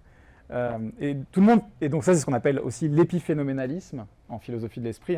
C'est l'idée que l'esprit en fait, il est là, mais il joue aucun rôle, ce qui est un peu une théorie bizarre. Et tout le monde est d'accord, vraiment tout le monde, tous les compatibilistes, les incompatibilistes, tout le monde est d'accord pour dire que si l'épiphénoménalisme est vrai, probablement qu'on n'a pas de libre arbitre quand même. Parce que ça voudrait dire qu'en fait, tous nos états mentaux ne jouent aucun rôle dans la production de nos actions. C'est-à-dire que nos valeurs, nos désirs, nos passions, etc., en fait, sont juste des trucs qui sont là, et en fait, tout se passe à des niveaux qui ne sont pas personnels, à des niveaux qui ne sont pas moi. Justement, la plupart des gens ne sont pas épiphénoménalistes, vont plutôt dire, en fait, les désirs et les processus neuronaux, c'est juste la même chose décrit de deux façons, décrit de façon matérielle et décrit de façon psychologique. Donc il y a quelqu'un qui m'a posé la question, c'est est-ce que le déterminisme neurologique implique nécessairement le court-circuitage? La réponse est non, c'est une mauvaise interprétation. Si vous pensez que toutes les décisions sont déterminées par les processus neuronaux, mais que les processus neuronaux sont aussi des états mentaux, sont des désirs, sont des intentions, sont des croyances, etc., il n'y a pas de court-circuitage dans le déterminisme neuroscientifique. Mais ce que suggère cet résultat, c'est qu'en fait, beaucoup de gens interprètent le déterminisme neuroscientifique comme ayant cette conséquence. Que si c'est mon cerveau qui le fait, c'est pas moi. C'est my brain made me do it. Du coup, à partir du moment où on affirme cette disjonction entre neuronale et psychologique, et qu'on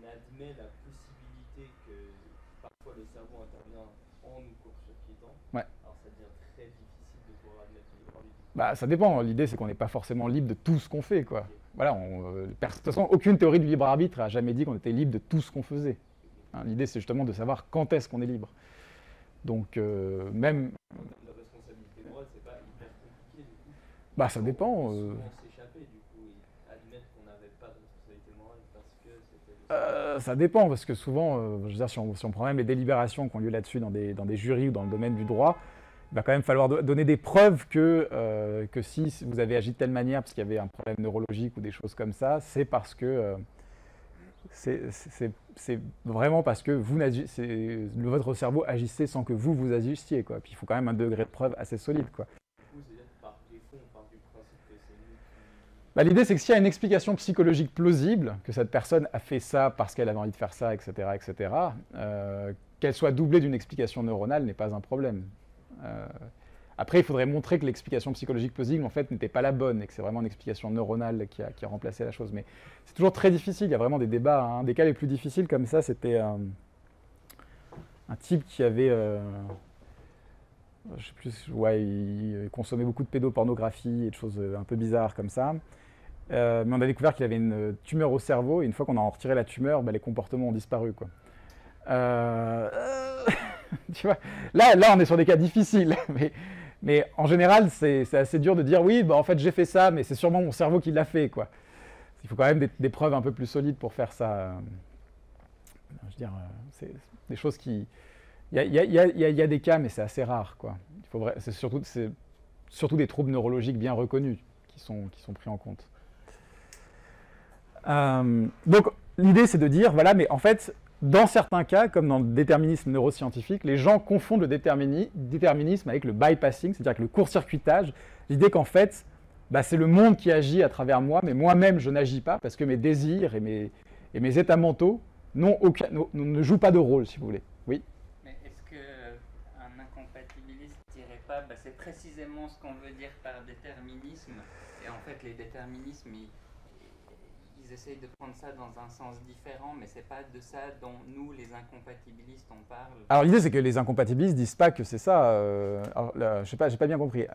La plupart des philosophes incompatibilistes ne disent pas que si on est déterminé, alors nos états mentaux ne jouent aucun rôle. Parce que ça, c'est très. Vous pouvez pas déduire de la définition même du déterminisme que nos états mentaux ne jouent aucun rôle. C'est une thèse beaucoup plus forte. Ce qu'un déterministe va dire, c'est de dire que bon, bah, mes états mentaux jouent un rôle, mais qui sont eux-mêmes causés de façon déterministe par autre chose. Vous voyez la différence? Là, le court-circuitage, c'est pas que mes états mentaux sont déterminés, c'est qu'ils ne jouent aucun rôle causal. Vous voyez la différence? C'est l'idée que voilà, c'est mon cerveau qui fait tout, puis moi je suis là assis dans un coin, et puis je vois juste mon cerveau agir sans vraiment participer à la décision. Je peux avoir l'illusion de le faire, mais je ne le fais pas. Et ça, c'est quand même une thèse un peu bizarre. Vous voyez, c'est pas, je ne pense pas que beaucoup de gens qui sont incompatibilistes défendent en disant que c'est justement ça qu'ils défendent.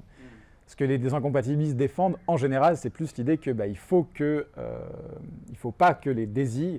C'est pas que les désirs n'ont pas de pouvoir causal, c'est que le problème, c'est que les désirs sont eux-mêmes causés de façon déterministe. Vous voyez. Donc voilà, c'est vraiment une autre question. Il y a quelques... On verra dans l'incompatibilisme, il y a quelques versions qui glissent un peu sur vers ce genre d'argument, mais sans jamais atteindre le truc. Vraiment, les gens qui défendent l'idée selon laquelle on n'a pas de libre arbitre, précisément parce que le déterminisme montre que nos états mentaux ne jouent aucun rôle, c'est assez peu présent dans la littérature philosophique. On trouve des psychologues et des neuroscientifiques qui essayent de défendre ça. On y reviendra quand on parlera par exemple des trucs de Libet ou des choses comme ça. Mais ce n'est pas l'argument philosophique standard de l'incompatibiliste. Est-ce que j'ai été assez clair là-dessus ? Donc là, l'idée, c'est que vraiment, on peut accepter le déterminisme sans accepter le court-circuitage. On peut dire, voilà, le monde est déterministe, donc nos états mentaux sont causés de façon déterministe, et ils agissent eux-mêmes en causant des trucs déterministes. Là, le court-circuitage, c'est l'idée que les états mentaux sont causés, parce qu'ils sont produits par quelque chose, mais eux-mêmes ne jouent aucun rôle. Donc c'est assez particulier, vous voyez. Donc là, la plupart des gens sont d'accord, même les compatibilistes sont d'accord pour dire que si c'était le cas, on ne serait pas moralement responsable. Parce que pour qu'on puisse être moralement responsable de nos actes, il faut quand même que nos actes aient à voir avec nos raisons, avec nos valeurs, avec nos désirs. Et donc, ce que proposent ces auteurs, c'est est-ce qu'en fait, ce n'est pas la même chose qui arrive dans le cas abstrait concret, c'est-à-dire que la façon dont est décrit le scénario univers A, univers B, les gens l'interprètent d'abord comme étant, ça doit être un monde où en fait on est forcé de faire les trucs, qu'on le veuille ou non. hein, vous savez. C'est une sorte de fatalisme. Le monde nous oblige à agir de cette façon. Et quand on leur donne le scénario du mec qui zigouille sa famille parce qu'il a envie de refaire sa vie avec quelqu'un d'autre, là, ils se disent « Ah non, mais en fait, les désirs ont quand même un pouvoir causal, en fait. » Donc là, en fait, l'idée, ce serait que ce serait plutôt, quand ils comprennent bien le truc, ils sont compatibilistes, et dans le cas abstrait, ils comprennent mal le truc, ils le confondent avec cet épiphénoménalisme, ce court-circuitage, et du coup, là, ils sont incompatibilistes, mais pour de mauvaises raisons, en fait, vous voyez. Voilà, donc, ça, c'est quelque chose qui a été fait dans un papier comme ça. Donc, il y a des mesures de bypassing, hein, de court-circuitage qui ont été créées. Donc, c'est juste des phrases très simples du genre, dans cet univers, les décisions des personnes n'ont aucun effet sur ce qu'elles font, sur leurs actions. Elles peuvent prendre des décisions, mais ça n'a rien à voir. Ou ce qu'une personne veut n'a aucune influence sur ce qu'ils finissent par faire. Ou ce qu'une personne croit n'a pas d'effet sur ce qu'ils vont finir. Voilà. Alors, vraiment, c'est l'idée que l'esprit n'a plus aucun pouvoir, vous voyez. Et donc, on regarde ça sur les cas abstraits et les cas concrets. Hein, par exemple, donc là, vous avez des cas abstraits, des cas concrets. En foncé, c'est à quel point les gens pensent que les gens n'ont pas de responsabilité morale et ne sont pas libres, et à quel point ils pensent qu'ils sont court-circuités. Donc, encore une fois, vous voyez que dans les cas concrets, les gens donnent plus de libre arbitre et de responsabilité morale aux agents. Donc, ça, on retrouve le résultat. Mais surtout, ils ont tendance à plus conclure que l'agent est court-circuité quand le cas est présenté de manière abstraite. Donc en fait, cette apparente incohérence qu'on avait dans les résultats des gens, c'est juste que le scénario qui contraste l'univers A et l'univers B est écrit de façon peut-être plus honnête, mais de façon qui induit plus de confusion, d'une certaine façon. Voilà, donc il a au moins ce défaut qui fait que les gens l'interprètent plus comme voulant dire « Ah, là, on décrit un monde où tout ce que je veux n'a aucun impact. Je suis juste une sorte de marionnette qui est agie par le monde. » Et finalement, quand on prend en compte les croyances des gens sur le court-circuitage et qu'on exclut ceux qui font ces interprétations bizarres, on arrive à la conclusion que si on garde que ceux qui n'ont pas fait cette confusion-là, la plupart des gens sont compatibilistes. En fait, finalement, la part d'incompatibilisme se réduit parce que c'était juste le fruit d'une erreur. Vous voyez ? Donc ça, c'est l'histoire. Mais du coup, on peut aussi se demander, oui, effectivement, on a prouvé que les gens qui donnaient des réponses incompatibilistes le donnaient surtout parce qu'ils se trompaient, hein, ils confondaient le déterminisme et le court-circuitage, mais ça ne veut pas dire que ceux qui donnent des réponses compatibilistes le donnent pour de bonnes raisons aussi. Peut-être qu'eux aussi, il y a des trucs qu'ils ne comprennent pas, en fait. Peut-être qu'ils font aussi il y a d'autres problèmes de confusion. Donc justement, il y a des personnes qui, après ça, se sont dit, est-ce qu'on peut utiliser la même chose pour expliquer les réponses compatibilistes ? Est-ce qu'elles sont aussi le fruit d'une erreur ? Alors, il y a eu certaines théories qui sont plutôt mauvaises, hein, je vais le dire tout de suite. Non, mais parce qu'on trouve des contre-exemples très vite. Enfin, je veux dire, il suffit d'avoir lu 3 études de psycho et on voit que ça ne peut pas marcher. C'était des idées selon lesquelles, en fait, les gens attribuent du libre arbitre. Voilà, les gens tiennent au libre arbitre, donc vous leur foutez n'importe quel cas, ils vont attribuer du libre arbitre. Voilà. On a juste vu que ce n'était pas le cas. Hein. Par exemple, dans les abstraits, c'est juste pas le cas. Très facilement.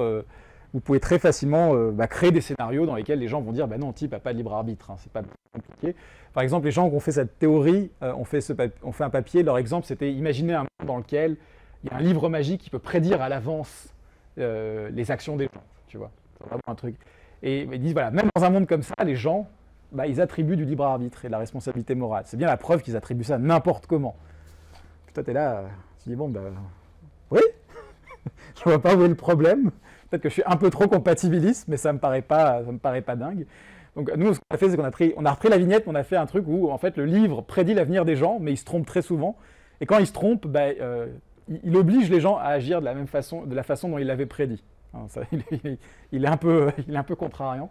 Et dans ce cas-là, là, les gens disent, ouais, non, les gens n'ont pas de libre arbitre dans ce monde-là. Donc voilà, on peut très facilement atteindre la limite dans laquelle les gens vont dire, non, ça c'est bon, c'est pas du libre arbitre. Donc c'est pas vrai que les gens attribuent du libre arbitre n'importe comment. Oui. Alors est-ce que dans ce cas-là, par exemple, maintenant celui d'avant, oui, les gens ils sont obligés de faire ce scénario, mais en ayant l'impression que c'est un scénario avec un neurochirurgien qui les manipule, ou ils ont envie de faire un truc et c'est pas ce qui arrive?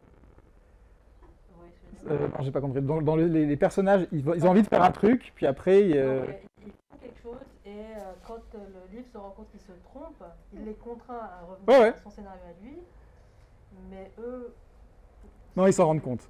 Ils s'en rendent compte. Ouais. Enfin, je crois que c'est pas spécifié, mais donc je pense que les gens ont lu ça comme ils doivent s'en rendre compte par défaut. En fait, je pense pense aussi, mais du coup, je pense que si on leur dit, est-ce que ça changerait quelque chose si on leur ajoute, le livre, il est aussi prescient. Subjectivement, ces gens, ils se rendent pas compte. Il a lu Frankfurt et voilà, le livre de l'horreur, quoi.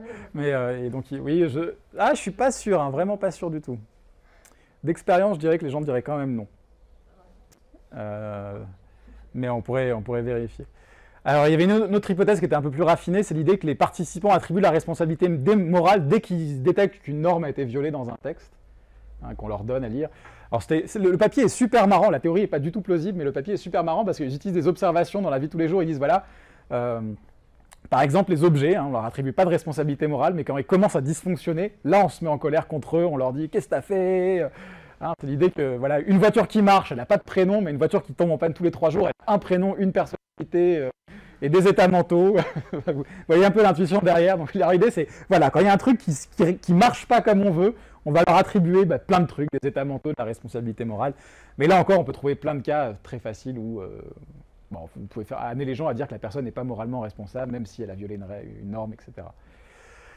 Alors, heureusement, il y a une théorie beaucoup plus récente qui est plus plausible, même si j'y crois pas, c'est la théorie de la métaphysique intrusive. C'est juste l'idée que, en fait, les gens n'arrivent pas juste à garder à l'esprit le scénario tel qu'on leur a donné. Ils le réécrivent à leur façon. Alors ça, si on a fait des études de psycho, on sait que c'est de toute façon souvent le cas, hein, c'est-à-dire que les gens vont rajouter des éléments dans les scénarios que vous leur donnez. Hein. Vous savez, les personnes, quand vous leur donnez un trolley, ils vont dire « Oui, mais pourquoi le type ne crie pas pour les alerter ?»« Ah, c'est pas la question !» Pourquoi vous avez dit que c'était mal? Ah, ben parce qu'en fait, il aurait pu faire ça de telle façon qui n'est pas du tout prévue par le scénario. Bref. C'est pour ça qu'il faut toujours demander aux gens de justifier leurs réponses quand vous faites des expériences. Parce que des fois, vous tombez sur des trucs puis vous vous dites « Ah, je n'avais pas vu ça comme ça. » Ouais. Justement, on pourrait se demander si, une fois qu'on a essayé de faire la distinction entre déterminisme et bypass, est-ce qu'ils ont vraiment compris cette distinction? Parce qu'il reste quand même des incompatibilistes. Donc, quelle est la justification des incompatibilistes et des anciens incompatibilistes qui sont devenus compatibilistes après cette distinction? Est-ce qu'ils ont compris un truc qui a changé leur avis? Ça fait partie des listes de mémoire disponibles. Vous avez envie de coder des justifications? Elles existent quelque part dans mon ordinateur. Mais il y en a beaucoup. Mais donc, là, la théorie de ces gens-là, c'est de dire, en fait, la plupart des gens sont incapables de garder le déterminisme à l'esprit et ils vont réécrire ça selon leur conception commune de l'action humaine. C'est-à-dire qu'ils pensent que, les gens qui défendent cette théorie pensent qu'on a une conception naturellement indéterministe de l'action humaine. Alors, pas incompatibiliste, il faut bien voir la différence. Donc, ils ne disent pas que les gens sont naturellement incompatibilistes, mais ils pensent que nous sommes naturellement indéterministes. C'est-à-dire que nous pensons généralement que l'action humaine n'est pas déterminée. Et que donc, puisque c'est notre façon naturelle de comprendre l'action humaine, quand on lit un scénario, dans une expérience de psycho, presque 5 minutes, et on ne va pas se donner trop de mal, eh bien, on réinterprète le scénario à travers cette image familière de ce qu'est l'action humaine, et du coup, on se dit que finalement, on le réinterprète de façon indéterministe. Vous voyez ? Alors, comment est-ce qu'on peut voir ça? Alors là, il y a une étude assez récente qui est parue, où c'est un peu la même chose, ils donnent des scénarios comme ceux qu'on a. Ils donnent les questions de bypassing, parce que bon, il faut voir si les gens comprennent ça, puis ils utilisent des questions aussi pour voir d'autres types d'erreurs de raisonnement, en fait. Hein, d'un côté, vous avez le fatalisme, hein, donc l'erreur selon laquelle les choses doivent arriver, mais de toute façon, pas juste parce qu'il y a une chaîne causale, hein, c'est l'idée, voilà, John aurait fini par manger prendre des frites, quoi qu'il arrive, quoi qu'il ait essayé de faire, même s'il avait essayé de s'enfuir très loin de la cantine, à moto à 200 à l'heure, il aurait fini par commander des frites. Donc ça, c'est pas le déterminisme, c'est le fatalisme, on a déjà vu. Et surtout, il y a ce qu'ils appellent l'intrusion, c'est-à-dire cette théorie sur laquelle les gens vont faire revenir de l'indéterminisme dans l'interprétation du scénario. Et donc, c'est des phrases comme ça. Hein. C'est dans l'univers A, ce que les gens décident, ce que les gens décident de faire aurait pu être différent, même si tout ce qui a conduit à cette décision avait été exactement le même. Alors là, c'est vraiment un énorme merdier pour ça, parce que il y a des gens hyper contrariants comme moi qui vont dire « Oui, mais moi, si les gens sont compatibilistes, je pense qu'ils pourraient quand même répondre ça à cette question tout en comprenant le déterminisme. » Mais bon, c'est très compliqué. Donc les auteurs qui ont fait ce papier sont conscients de ces problèmes. Ce qu'ils ont fait plein de versions des questions, et ils ont envoyé ça à plein de philosophes différents, hein, vraiment plein de philosophes différents, spécialistes du domaine, pour qu'ils sélectionnent celles qui leur paraissaient le moins problématiques. Donc on va dire ça, c'est le fruit d'une sorte de sélection comme ça. Mais le problème, c'est que ça, c'est un problème récurrent c'est que, bon, bah, effectivement, je pense que si on les prend textuellement comme ça, ces phrases, elles mesurent effectivement à quel point les gens se trompent. Mais la question, c'est de savoir comment les gens les interprètent. Parce que les gens n'interprètent jamais les réponses comme vous voudrez qu'ils les interprètent. Hein. Pour donner un exemple, c'est... par exemple, il y a des questions où il y a des questions comme ça qui ont été faites pour mesurer à quel point les gens pensent que certaines vérités sont objectives, vous savez. Est-ce que vous pensez que voilà, ce tableau est beau, il n'est pas beau, est-ce que c'est objectif, ça c'est mal, ça c'est pas mal, est-ce que c'est objectif? Et des fois, il y a des questions, une phrase qu'on demande par exemple, c'est est-ce que s'il y a deux personnes qui disent bah, ça c'est beau, ça c'est pas beau, ça c'est vrai, ça c'est pas vrai, est-ce qu'il y en a un qui a raison et l'autre qui a tort? Et par exemple, on peut dire voilà, non, il n'y en a aucun qui a raison et aucun qui a tort, il n'y a pas de fact of the matter sur la question. Ça veut dire, ça doit sûrement mesurer un truc qui est une sorte de nihilisme, de relativisme, etc. Le problème, c'est que maintenant, vous donnez aux gens des scénarios comme, voilà, les historiens débattent pour savoir si César a mangé de la soupe le jour de son 20e anniversaire, et on n'a aucune trace qui permet de trancher la question. Et imaginez qu'il y a un historien qui dit, bon, bah, il y a César a mangé de la soupe à son 20e anniversaire, et puis l'autre qui dit non, il n'en a pas mangé. Puis vous posez ce genre de question, est-ce qu'il y en a un qui a raison et l'autre qui a tort, ou est-ce qu'il n'y a aucun qui a raison et aucun qui a tort, et parce qu'il n'y a pas de fact of the matter sur la question, ben vous avez au moins 40% des gens qui choisissent celle-là. Parce que fact of the matter, pour eux, ça veut juste dire une réponse claire et lumineuse, quoi. Vous voyez que d'un point de vue philosophique, ça ne veut pas du tout dire ça, quoi. Donc voilà, il y a ces questions-là qui sont censées mesurer à quel point les gens réintroduisent l'indéterminisme dans leur lecture des vignettes. Hein, par exemple, dans l'univers A, il y avait une petite chance pour que John puisse avoir choisi de ne pas prendre des frites. Dans l'univers A, c'était ouvert à John, la possibilité était ouverte pour John de choisir de ne pas avoir de frites à ce moment-là. Dans l'univers A, John aurait pu décider de ne pas avoir de frites, même si sa décision avait été complètement causée. Et moi, je vois plein de façons dont ça pourrait être interprété par des gens qui sont déterministes, mais bon, c'est pas grave. Donc dans cette étude, on regarde ça, et eux, ce qu'ils en concluent, c'est que, bon, bah, par exemple, là, dans une étude où ils reprennent le cas univers A contre univers B, ils disent, voilà, 98% des participants dans la première condition avaient fait au moins une erreur, c'est-à-dire avaient au moins accepté le bypassing, le fatalisme ou l'intrusion, quoi. Donc personne ne comprend rien à rien. C'est le bazar. Et les réponses sont prédites pas trop par le fatalisme, ça n'a pas l'air d'être une erreur importante, mais à la fois par les confusions avec le bypassing, l'épiphénoménalisme. Plus vous confondez le déterminisme avec l'épiphénoménalisme, plus vous donnez des réponses incompatibilistes. Mais aussi, voilà, plus les gens ont des scores hauts sur leur mesure de intrusion, à quel point ils introduisent de l'indéterminisme, plus ils donnent des réponses compatibilistes. Voilà. Du coup, la conclusion de ce papier qui est sorti il n'y a pas très longtemps, c'est de dire, voilà, bon, bah, ça fait 17 ans qu'on bosse sur les scénarios, on ne sait toujours pas si les gens les comprennent. On a fait beaucoup de progrès. Voilà. C'est bien. Bon. Alors quand même, il y a un point un peu embêtant dans cette théorie de l'intrusion, c'est qu'elle suppose que les gens pensent que l'action humaine est indéterministe. Ça, c'est un peu le point de départ de cette théorie, ça leur paraît assez évident. Et en fait, c'est pas super évident, si on regarde un peu les quelques données qu'on a. Donc là, par exemple, c'est un vieux papier qui est passé assez inaperçu, hein, plus que les autres dont j'ai parlé, où c'est un cas dans lequel, justement, l'auteur essayait de mesurer à quel point les gens croyaient, pas en l'incompatibilisme ou au compatibiliste, hein, savoir si la responsabilité morale est compatible avec le déterminisme ou pas, mais juste si le comportement humain est déterministe ou indéterministe, selon les gens. Vous voyez tous la différence, c'est bon? Et donc là, par exemple, c'est une expérience dans laquelle il dit, voilà, imaginez qu'il y a des mondes parallèles, hein, c'est un peu le multivers. Et donc il y a des planètes, il y a des terres qui sont exactement identiques à la nôtre, dans laquelle il y a un type, on va l'appeler Bob, je ne sais pas. Et bien Bob, il a des équivalents de Bob qui sont exactement pareils sur ces planètes parallèles qui sont semblables en fait. Et vraiment l'idée c'est que bon, bah, cette planète est quasiment pareille. Alors le problème c'est qu'il y a le quasiment, on verra que c'est un problème. Il y a vraiment quasiment identique, hein. Les états de mentaux de Bob sont pareils sur chaque planète, etc.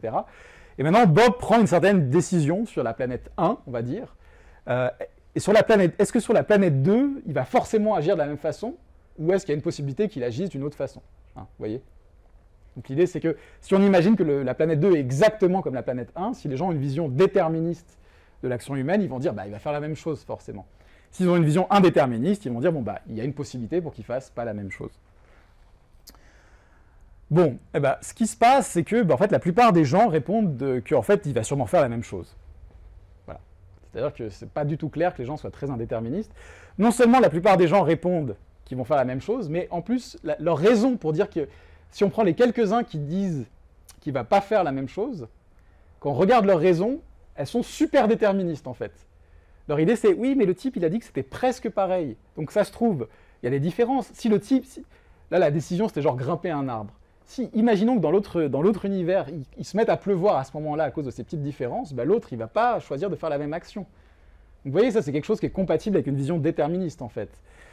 Donc en fait, il n'y a vraiment pas beaucoup. Alors le problème, c'est qu'il y avait assez peu de sujets dans l'étude d'origine. Il y avait 8 sujets. Je vous ai dit. Hein. C'était les débuts de la science expérimentale par des philosophes. C'est pas très joli à voir. Maintenant, on en est à 1200 par étude. Vachement coûteux. À l'époque, on arrivait avec 8 personnes comme ça, qu'on avait croisées dans la rue. On faisait un papier. C'était la belle époque. Non, là, c'est un peu plus compliqué. Bon, là, il y a quand même des réplications qui existent et qui donnent à peu près les mêmes résultats. Et vous pourrez lire, ça, c'est genre des justifications des gens qui disent qu'il va agir de façon différente. C'est très peu des appels au libre arbitre et à l'indéterminisme. C'est plus, oui, mais on pourrait imaginer qu'il y a un truc qui se serait passé différemment dans l'environnement, et bien, du coup, la personne aurait agi différemment, quoi. Là, c'est vraiment quelqu'un qui est à fond dans la physique, j'aime bien, c'est oui, comme c'est pas exactement pareil, il y a des petites différences et on pourrait imaginer que une différence minime comme une particule microscopique qui aurait heurté un neurone pile au bon moment, cette petite différence, elle aurait été assez forte pour faire une différence dans l'action, quoi. Donc voilà, il y a quelques mesures comme ça qui laissent douter de l'idée selon lesquelles les gens auraient naturellement une vision indéterministe de l'action humaine en fait.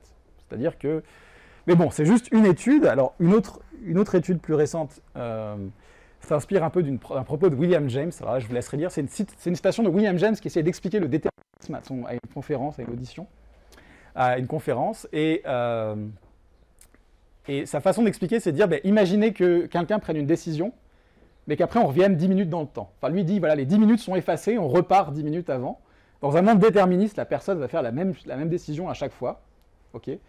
Et dans un monde indéterministe, tantôt elle choisira une chose, tantôt elle choisira une autre chose. Ça vous paraît une façon assez naturelle d'expliquer le déterminisme. Du coup, ce qu'on a fait avec... alors ça c'est une étude que j'ai menée avec Thibaut Giraud, qui est un vulgarisateur en philosophie. Et c'était une étude comme ça, donc là on en fait d'autres sur le même modèle, puisque celle-là a été vraiment préliminaire. Là ça fait 2000 participants quand même, hein. Ça fait quand même beaucoup plus que celle de tout à l'heure. C'est des scénarios. Voilà. Avez-vous vu Un jour sans fin ou Edge of Tomorrow? Ces films mettent en scène des boucles temporelles d'une journée.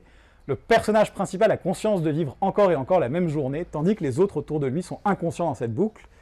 Voilà, les jeux Majora's Mask ou plus récemment Outer Wilds utilisent eux aussi ce procédé. Supposez que suite à une expérience de physique qui a mal tourné, vous avez déclenché une boucle temporelle et vous êtes la seule personne à en être consciente. Au début de chaque boucle, toute chose, sauf l'état interne de votre cerveau qui garde le souvenir des boucles présentes, revient exactement au même état. Donc on revient à chaque fois.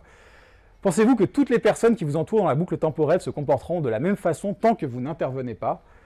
Et donc les gens doivent choisir entre oui, ils répéteront toujours les mêmes comportements, non, certains comportements seront différents d'une fois sur l'autre, ou je ne me prononce pas. Et là, vous avez 73% des gens qui disent ils vont à chaque fois agir exactement de la même manière.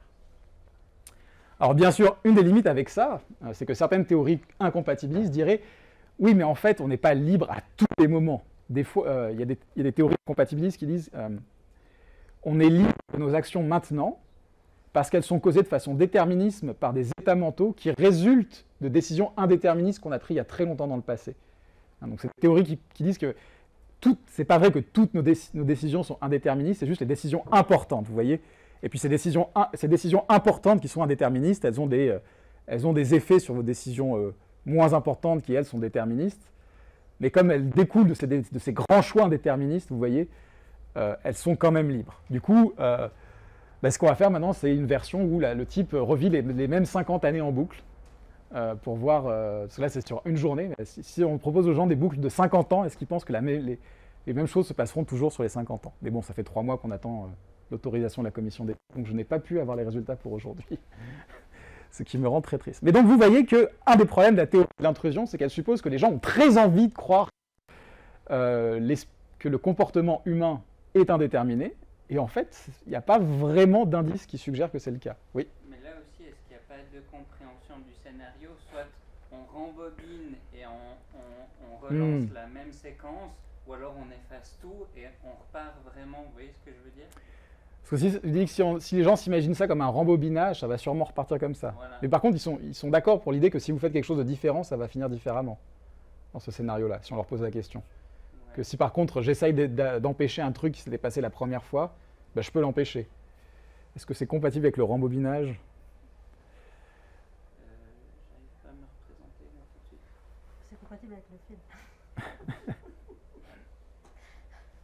Oui, attendez en attendant. Bah, moi j'ai une petite question, mais est-ce que peut-être que le non, il n'est pas dans la même idée que le oui?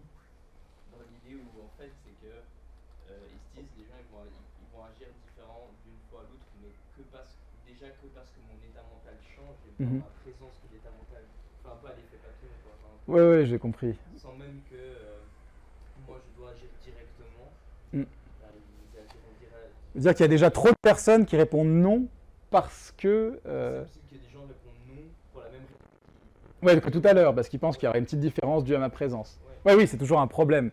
Mais bon, c'est effectivement un problème. C'est pour ça que dans les scénarios qu'on a soumis à la commission d'éthique, le type vit une boucle temporelle, mais il est coincé dans une station spatiale à 200 000 km de la Terre. Et il ne peut pas interagir, il peut juste regarder ce qui se passe par visio interposée. Alors, on a beaucoup réfléchi sur la question, exactement à cause de ça, quoi. Parce que surtout pour la boucle de 50 ans, ça paraît un peu bizarre que le mec arrive à vivre 50 ans à chaque fois sans jamais interagir avec le monde extérieur. Mais oui, bah, c'est tout à fait une possibilité. Du coup, dans cette étude qu'on a fait assez vite, on n'avait pas les justifications. Donc la prochaine fois, on va prendre les justifications et puis on va regarder effectivement quelles sont les justifications des gens qui répondent non et aussi de ceux qui répondent oui. Oui. Et vous leur demandiez par rapport à eux, leur comportement, est-ce qu'ils avaient changé ou pas? Non. Non, c'est vrai qu'on partait du principe que ça allait... Que comme eux, on précise que eux, quand ils remontent la boucle, eux, ils sont modifiés parce qu'ils ont déjà vécu, tu vois. Mais c'est vrai qu'on pourrait faire un scénario où il pourrait leur demander d'imaginer qu'eux-mêmes sont complètement... C'est vrai, ça pourrait être marrant. On pourrait faire ça. Oui. Du coup, là, on ne sait pas s'ils ont agi différemment parce qu'ils avaient la liberté au fond de l'agir ou parce que le hasard a fait qu'ils ont agi différemment. Ah oui, là c'est vraiment une barre très très basse sur pouvoir agir autrement. L'idée c'est que quand on a lancé le truc, on pensait qu'il y aurait quand même assez de gens qui répondraient non, tu vois. Enfin beaucoup plus que ça, tu vois. Parce que c'est vrai que dans la littérature, tu trouves beaucoup cette idée que clairement les gens ont intuitivement l'idée que l'action humaine est indéterministe. Même s'il n'y a pas énormément de bonnes données en faveur de cette question. Et ouais, donc là, la barre est déjà assez basse. Mais c'est vrai qu'en plus, on pourrait se dire, on pourrait peut-être en plus baisser le... Ça veut pas dire qu'il y a 10 qui pensent que l'action est indéterministe au sens vraiment libre, quoi. Ils pourraient penser, je sais pas, qu'on est victime d'un hasard quantique, ou quelque chose comme ça. Mais oui. Mais du coup, le oui, pourquoi est-ce que le oui voudrait dire forcément que c'est déterministe? Parce qu'il pourrait, justement, comme je l'ai dit avant, ça dépend à l'échelle à laquelle ils estiment que l'interaction va engendrer une modification. Bah, disons qu'en général, si vous êtes indéterministe, vous devez prédire qu'il y aurait au moins la façon dont c'est décrit dans la littérature, qu'il y a au moins certains cas où les gens agiront différemment dans les mêmes circonstances. Donc, ou alors là, il faudrait dire qu'on peut sauver le oui. Alors, une façon de sauver le oui que j'ai donnée, c'est celle que j'ai déjà décrite. C'est l'idée qu'un jour, c'est pas assez, parce que c'est pas toutes les décisions qui font appel à une liberté indéterministe. Donc, c'est pour ça il faut qu'on regarde. Une autre façon de le faire, ce serait qu'en fait, c'est oui, mais à une probabilité tellement infinitésimale qu'il faudrait beaucoup d'essais, par exemple, pour le détecter, ou je sais pas. Mais ça me paraît difficile de dire d'avoir une théorie indéterministe du comportement humain. On ne parle pas de liberté, on parle vraiment d'indéterminisme, là. Indéterminisme dans laquelle les gens agissent quand même tout le temps de la même façon. Si tu les remets dans les mêmes conditions initiales. Ou alors, peut-être que je rate quelque chose. Non, ouais, mais en fait, non, je pense que vous avez bien répondu, mais je pense que c'est parce qu'après, mon cerveau a dit, je me suis demandé s'il n'y a pas aussi peut-être un biais, et du coup, ils se disent, la personne principale, une sorte de personnage principal, va changer d'action parce qu'il est modifié par le retour en arrière. Mais du coup, ça, c'est déjà une preuve d'indéterminisme. Ah, je vois ce que vous voulez dire. Du coup, les autres, ça fait un peu PNJ, quoi. Ils se baladent, ils vont toujours faire la même chose parce qu'ils sont pas des personnes. Je vois l'idée, ouais. Oui, c'est la même façon. On pourrait refaire un truc avec le personnage principal qui est remis à zéro à chaque fois, pour éviter ce genre de truc. Parce que s'il est remis à zéro, c'est vrai que peut-être que les gens ils diront en fait non, c'est déterministe parce qu'il ne se rend pas compte qu'il est remis. Ouais, c'est juste qu'on avait besoin d'une sorte de spectateur qui mesurerait le truc, quoi. Mais c'est vrai qu'on pourrait demander aux gens de se dire de l'extérieur exactement comment ça se passerait. Mais c'est peut-être moins, c'est juste moins naturel comme formulation. Mais on pourrait essayer ça, ouais. Oui. On peut dire que vous êtes déjà orienté avec les exemples, parce que dans Oui. Ouais, tout à fait. Tous les autres gens agissent de la même manière. Non, là, je suis complètement d'accord avec ça. Donc, l'idée, c'est que c'est un truc en ligne qui avait été fait vite fait de façon assez sympa sur les gens qui suivent ce type. Mais voilà, donc là, dans la version qu'on a soumise, il n'y a pas de référence à ça. On décrit juste le scénario en disant, voilà, vous êtes un physicien, l'expérience a mal tourné.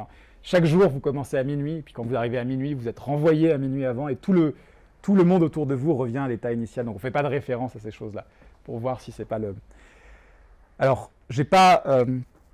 Donc là, on va arrêter là parce que c'est l'heure, mais juste pour répondre à ça, quand même, j'ai pas les données pour ces manips parce qu'elles n'ont pas été autorisées par la commission d'éthique, mais j'ai une autre manip où je donne les scénarios A et B, justement. Et je demande aux gens pour voir s'ils ont bien compris le déterminisme, parce que comme je dis, j'ai des doutes sur les questions qui sont utilisées pour voir si les gens ont bien compris le déterminisme. Si, à votre avis, dans l'univers A, si quelqu'un décidait de revenir 100 fois dans le passé, 15 minutes avant la décision de John de manger des frites, pour voir si John va manger des frites à chaque fois, combien de fois sur les 100 fois il verrait John choisir de manger des frites, en fait. Et quand on leur décrit un monde déterminé, 85 100 fois, quoi. Donc la plupart des gens ont l'air d'être assez OK avec ça. Et quand on leur décrit les scénarios B en leur disant c'est super indéterministe, pareil, la plupart des gens disent non, disent pas 100 fois, donnent un chiffre assez... mais donnent des chiffres assez élevés quand même. Il y a très peu de gens qui sont en dessous de 50 ou des choses comme ça. Ouais. Mais est-ce qu'on pourrait pas dire sans contradiction qu'il se passerait la même chose parce que les gens auraient choisi de manière indéterminée de le faire? Vous voyez ce que je veux dire? C'est compliqué parce que il faudrait donner un sens au mot indéterminé dans ce sens-là. Parce que on pourrait dire, ça dépend. On pourrait dire qu'on peut imaginer des scénarios dans lesquels ce serait incausé, parce que ce qu'on mesure c'est la fréquence et pas la causalité. Mais ce serait donc la décision ne serait pas complètement causée par ce qui précède, mais elle serait quand même prise 100% du temps. Il y a quelque chose qui a fait que la personne a choisi d'elle-même une certaine option, ouais. Et puis que si on revenait à chaque fois à ce moment-là, elle referait la même chose, mais pas parce qu'elle a été causée à le faire, mais parce que c'est ce qu'elle a choisi de faire. Alors, on pourrait imaginer quelque chose comme ça, mais disons qu'en général, les théories indéterministes supposent que dans ces cas-là, la personne finirait par choisir quelque chose d'autre. Si c'est une des... Il y a des cas, hein, on peut imaginer des scénarios, on peut imaginer par exemple que ce n'est pas un monde déterministe, mais il y a une sorte de divinité qui oblige à chaque fois la personne à choisir ce truc-là. Ce serait un cas où il n'y ait pas de lien causal entre le passé et la décision, mais la personne prend toujours le choix. C'est juste que c'est pas conceptuellement impossible, mais c'est bizarre de se dire que la décision n'est pas causée complètement par quelque chose, mais en même temps c'est toujours la même. Parce qu'on a l'impression que ça voudrait dire que on a l'impression que ce qui amène la décision, c'est un processus qui donne toujours le même résultat. Alors ça a l'air d'être un processus déterministe. Peut-être que ce qu'il faudrait retirer, c'est qu'il n'est pas causal pour vous. On pourrait dire que c'est un processus déterministe non causal, dans ce cas-là, peut-être. Ce serait peut-être plutôt quelque chose comme ça que vous avez en tête. Oui, alors, on pourrait voir ça peut-être on pourrait imaginer une forme de théorie de la causalité agentive qui pense qu'il y a des processus non causaux, mais qui seraient quand même déterminés. Mais on va dire que c'est une position très hétérodoxe. À vous de la développer. Allez, ok, on va devoir arrêter là, parce qu'on est déjà en retard, je suis désolé. Donc, il nous reste que 2-3 slides pour la semaine prochaine. Donc, la semaine prochaine, on passe à Wallenwagen, donc au texte de Wallenwagen, qui est sur ce qu'on appelle l'argument direct. Voilà. Pourquoi l'argument direct? Parce que c'est celui qui conclut directement à l'incompatibilité de la responsabilité morale et du déterminisme. Et voilà, bon, essayez de lire le papier, quoi. Non, ça va, c'est pas le pire, mais ça va être peut-être un peu plus difficile que les trucs que vous avez vus jusqu'ici.